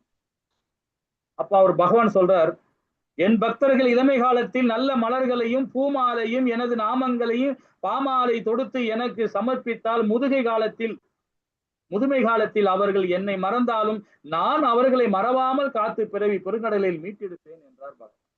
யாரு? பூமாதேவி கிட்ட சொல்றார். அதாவது அதுதான் நம்மளுடைய வர்ணங்கள்ல பாத்தீங்கன்னா அந்த 3 வர்ணங்கள் இருக்கு பாருங்க, பிராமண, சத்திரிய, வைசியன். சூத்திரன் விடுங்க, சூத்திரன் வந்து அவர் ஒருதான், அவருக்கு ஒரே ஒரு தான். இவங்க 3 பேருக்குமே பாத்தீங்கன்னா பிராமணனுக்கு 4, வைசியனுக்கும் சூத்திரனுக்கும் 3. பிராமணுக்கு மட்டும் வசதியா கொடுத்துருப்பாங்க. என்ன வசதின்னு பாத்தீங்கன்னா அவன் பிரம்மச்சாரி விரதம் இருக்கணும் 25 வயசு வரைக்கும். அந்த 25 வயசுக்குள்ளும் பிரம்மச்சாரி விரதம் இருந்து அந்த 3 எது கிரகஸ்தனா இருக்கிறது, வனப்பிரசம் போறது, சன்னியாசி ஆகிறது. அந்த பிரம்மச்சாரி விரதம் இருந்தாருன்னா அந்த 3மே வந்து ஹாப்பியா கிடைக்குமா. அப்ப அதுல வந்து ஒரு குடும்பஸ்தனா இருக்கிற போது பாத்தீங்கன்னா மறந்துடுவான். ஏன்னா குடும்பஸ்தனா இருந்தா குடும்பத்துல பிரச்சனை இருக்கு, இதெல்லாம் ஃபேஸ் பண்ணி ஆகணும். அப்ப கடவுளை மறக்கிற சூழ்நிலை வரும். அதுதான் வந்து எப்பவுமே நம்ம 25 வயசு வரைக்கும் பிள்ளைகளை வந்து சரியான நல்முறையில வளர்க்கணும்னு சொல்லுவாங்க, வேதம் சொல்லுது. நல்முறையில வளர்க்கணும். அதுதான் பூமாதேவி அவர் பகவான் வந்து எப்படி கருட பகவானுக்கு எப்படி பகவான் வந்து வேதத்தை கொடுத்தாரோ அதே மாதிரி பூமி தாயாருக்கு இந்த இது கொடுத்திருக்கிறார். இளமை பருவத்துல பயபக்தியோட பகவானுக்கு பாராயணம் பண்ணி அவரை துதி பாடினும் போது அந்த 3 பேரிலும் நான் அவங்கள வழி நடத்துவேன்ற. ஆனா நம்ம அந்த பிராயத்துல தான் கண்ட பழக்கெல்லாம் பண்ணிட்டு இருக்கோம் இல்லைங்களா. அது மாதாஜிக்கு உண்டு, பிரபுஜிக்கும் உண்டு. சரி, இந்த இடத்துல பூமி தாயார் சொன்னது என்னன்றது நான் மீட்கின்றார். அப்போ நீங்கள் சொன்ன இந்த ரகசியத்தை மக்களுக்கு தெரிவிக்க பூமியில் நான் அவதரிக்க விரும்புகிறேன் அப்படின்னு பூமாதேவி கேட்கிறாங்க. அதுக்கு அவர் சொல்றார், அனுமதி தருகிறேன். உனக்கு ஒரு அருமையான தந்தை உனக்கு நான் தேர்ந்தெடுத்திருக்கிறேன். யாருக்கு? பூமாதேவி ஒரு தந்தை தேர்ந்தெடுத்துக்கிறேன். அதுக்கு கால நேரம் வரும், அது வரைக்கும் பொறுமையாயிருன்றார் தாயார்கிட்ட. உடனே அந்த அம்மாவுக்கு சில காலம் போயிடுச்சு, சில காலம் அப்படியே ஓடி போச்சு. அப்போ மதுரையில ஆண்ட வல்லபதேவன் உங்களுக்கு தெரியும் யாருன்றது, பாண்டிய மன்னன் அவன். அந்த இடத்துல வந்து பெரியாழ்வார் வந்து அவதாரம் கொடுக்கிறார். அந்த அரசவையில வந்து பாத்தீங்கன்னா பெரியாழ்வார் வந்து ரொம்ப வந்து பெரியாழ்வாரை பத்தி நம்ம சொல்ல வேணாம், அந்த அளவுக்கு அவரு பாராயணம் பண்ணிருக்காரு. அது பாண்டிய மன்னர்லாம் அவரை தலைமைத்துக்கு வச்சு ஆடுவாங்க, சிம்மாசனத்துல உட்கார வைப்பாங்க அவரை. சோ அந்த மாதிரி இருக்கும்போது பெரியாழ்வாரை விதவிதமா மலர் அலங்காரம் வச்சு அவரு வர்ணிக்கிறாரு. யாரு? பாண்டவ மன்னன் வல்லவதேவன். அப்ப அவர் யானை மேல அவரை வச்சு அமர வச்சு வீதி உலா எடுத்துட்டு வராங்க பெரியாழ்வார்.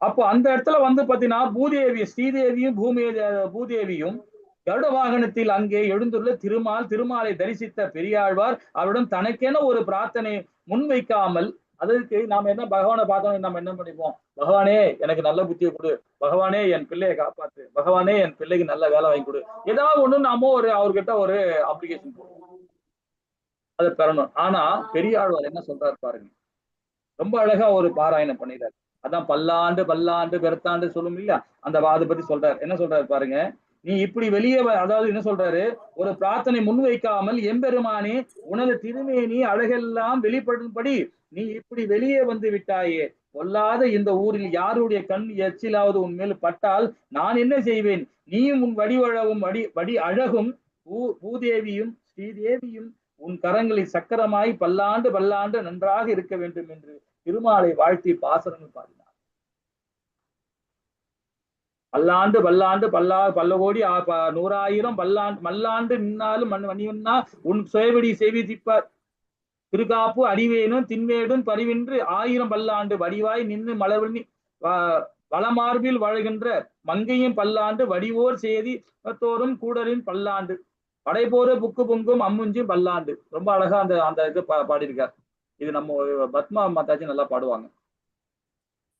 அப்பொழுது பூமாதேவி திருமாலிடம் கேட்கிறாங்க, உன் மீது இருக்குள்ள அதாவது இங்கு உள்ள பொங்கும் பறவை பார்த்தாயா, இப்படிப்பட்டவர் தான் நீ மகளாக பிறந்து நான் சொன்ன ரகசியத்தை உன் வாயிலாவே அவள் மகளாக இருந்து உபதேசம் பண்ணுன்று பகவான் வந்து யார்கிட்ட பூமாதேவி கிட்ட சொல்றாரு. அப்ப பூமாதேவி என்ன பண்றாங்க, ஆடி மாதம் பூர நட்சத்திரத்தில் பெரிவாழ்வருடைய நந்தவனத்தில் துளசி செடி அதுக்கு அடியில அவங்க அவதரிக்கிறாங்க. அவங்கதான் யாரு, அவங்க பேர் வந்து பெரியாழ்வார் என்ன பேர் வைக்கிறார், கோதைன்னு வைக்கிறார். அதுதான் ஆண்டாள் தாயார்.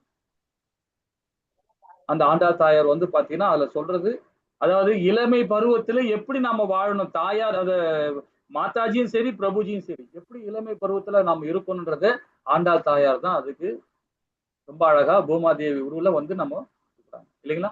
ஹரே கிருஷ்ணா. சரி, இந்த கிளாஸ் இதை நிறுத்திப்போம். இது நிறைய படிக்க வேண்டியிருக்கு. நம்ம அடுத்த வாரம் இதை வந்து நம்ம நாளைக்கு, அடுத்த வாரம் இல்ல நாளைக்கு கிளாஸ் எடுப்போம். இதுல வந்து பாத்தீங்கன்னா பிரம்மாவை பத்தி நம்ம நிறைய விஷயம் நாளைக்கு படிக்க போறோம். அடுத்த ஸ்லோகம் அதுதான் நம்மளுக்கு கொடுக்க போகுது, பிரம்மதேவரை பத்தி. வாஞ்ச கல்பத்தராய கிருப சிந்தையே பதனானா பாவனிய வைஷ்ணவி நமோ நமக. ஜெய் ஸ்ரீ கிருஷ்ணா சைத்தன்யா பிரபு நித்யானந்த ஸ்ரீ அத்வைத கதாதார ஸ்ரீவாசாதி கௌரவ. ஹரே கிருஷ்ணா ஹரே கிருஷ்ணா கிருஷ்ணா கிருஷ்ணா ஹரே ஹரே, ஹரே ராம ராம ராம ஹரி ஹரி. ஓம். ஏதாவது டவுட் இருந்தா கேட்கலாம். ஹரே கிருஷ்ணா மாதாஜி பிரபு.